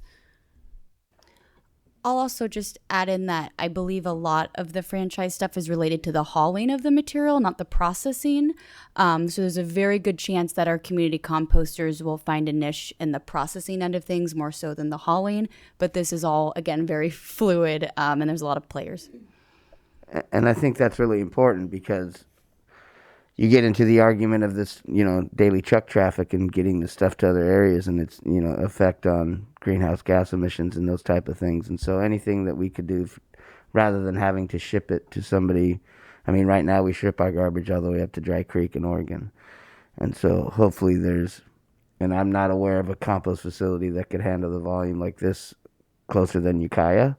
So if there's any way that those smaller processors could get into agreements with HWMA and offset some of that volume that needs to go elsewhere, it's going to be beneficial for everybody involved. So, Councilmember Thank you Arroyo. for that. Yeah, I think it's important to note that transportation is a big part of this picture, and the gold standard should be that people are doing their own composting at home, that less stuff leaves, that people are dealing with stuff in their house, that should be what the goal, that should be where we are trying to get to, is just doesn't end up in a truck or in a landfill or in a bin or anything. That decentralized thing is going to eliminate the footprint of the transportation at every step. Councilmember Arroyo. Thank you. And on that note, I'm also excited about the food waste diversion portion of 1383. I know we've talked about that a bit before in past meetings, but, I guess it seemed like the focus from what I've seen about SB 1383 and food waste diversion is more focused on like large volumes, like restaurant businesses or groceries. And I would love to have a little more focus on the education and outreach for people about how to, I don't know really what that effective message is, how to have less food waste in your home. Because I think that, in keeping with that comment about the trucking and the transportation, it's like we don't want to be hauling stuff around that, ideally this is supposed to improve the closed loop. And we have so much food production here, but making sure that people are being conscientious about food consumption and, making sure they're eating it all. I don't know. I think we're very fortunate, many of us in this country, to not have to deal with food insecurity, so people just waste a lot of food. So I was wondering if you have any thoughts about the outreach for that, or what that will look like for residents, not for businesses. Yeah, you're correct that the mandate is related to the Tier 1 and Tier 2 businesses, so there's no mandate related to preventing food waste in the home, though I think a lot of the efforts we're going to put into the program are easily transferable to residences. Also, we actually partnered with the City of Arcata, Food for People, and HSU at the time on a cow recycle grant specifically about food rescue. There was a lot of ads and outreach done about what are expiration dates, what are best by dates, how to properly store food. So we have already laid some groundwork in that area, and that's something that we could easily keep going and expand on among these business efforts. Councilmember Castellano. Firstly, project manager Prasker, you're killing it. I just want to say I really appreciate all the educational materials that you're creating, and I feel like it would be great if you're willing to share some of these with HWMA. I think they could provide good guideposts for other communities who need to do some education around this as well. And just thank you for being a leader in this conversation in the whole county. It's people, I hear from a lot of people how much they appreciate the work you're doing. So thank you for that. Thank you. Seriously. And then, for the rest of council, this is definitely, this is a big deal for the community. It's a major infrastructure change. In speaking from the perspective of HWMA, probably the biggest change that organization has undergone since the closure of the landfill. And there's just a lot of moving parts, as well as a lot of innovation and change within the industry and opportunities. So it might be that, over the next few years, as we're implementing things, new opportunities might become available. For instance, just a week ago, I attended a meeting. There's some dairy folk, and anyway, there's some dairy folk near Ferndale that are working with a organization or a business that's taking manure and food waste and actually composting that on site and creating renewable energy. And this is like a real project that potentially could be implemented within the next couple of years. I mean, they have some maybe hurdles with our local enforcement agency and, just getting permitting. But for instance, if that project goes forward, and similar projects are happening other places in the country, they could actually take a lot of the food waste slurry that's prepared if it's prepared at HWMA and turn that into composted energy. So that's not in development yet, but it's like on the threshold. And there's people who are really working to innovate this industry, partially because of requirements such as SB 1383. So and just thanks, Robin. Any other comments or questions other than just sharing Councilmember Castellano's appreciation for all the good work you're doing? All right. Well, with that, we will close out the city manager reports. You're all done, City Manager Slattery? I am. I'll just echo Robin is a rock star. Thank you. And we will go ahead and do our council report or council member reports, and we'll start with Councilmember Moulton. I'm going to pass right now. I don't have anything to report except that I'm about to go to summer camp, and I'm excited about that, assuming I get over this cold in time.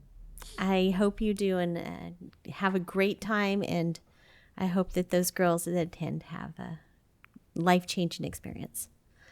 Councilmember Bauer. Yeah, I'll apologize for missing the last meeting. I'm sorry. I was in Boston, and it was a really great adventure to do the Freedom Walk and see the site. It's where you see the Boston Massacre site. You go to Bunker Hill, and it's a 3 or 4 mile walk, and you stop at all the historic places in Boston. Coolest thing ever. I highly recommend you do it to see, 300-year-old buildings and the graves of, all the founding fathers. Really cool. Great family adventure. And then I've been going to Friday Night Market, which has been outstanding turnout, and people are enjoying walking down the street, and it seems like it's been a great event. So I've been really excited to partake in that. And then Old Town Farmers Market too, which has been interesting because it's small right now. And I'm like, what's going on? And it was a cold spring and nothing's growing, as fast. And so tomatoes are rare right now.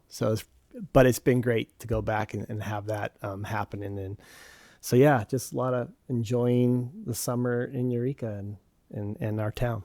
And that's it. Thanks. Right on. Councilmember Arroyo.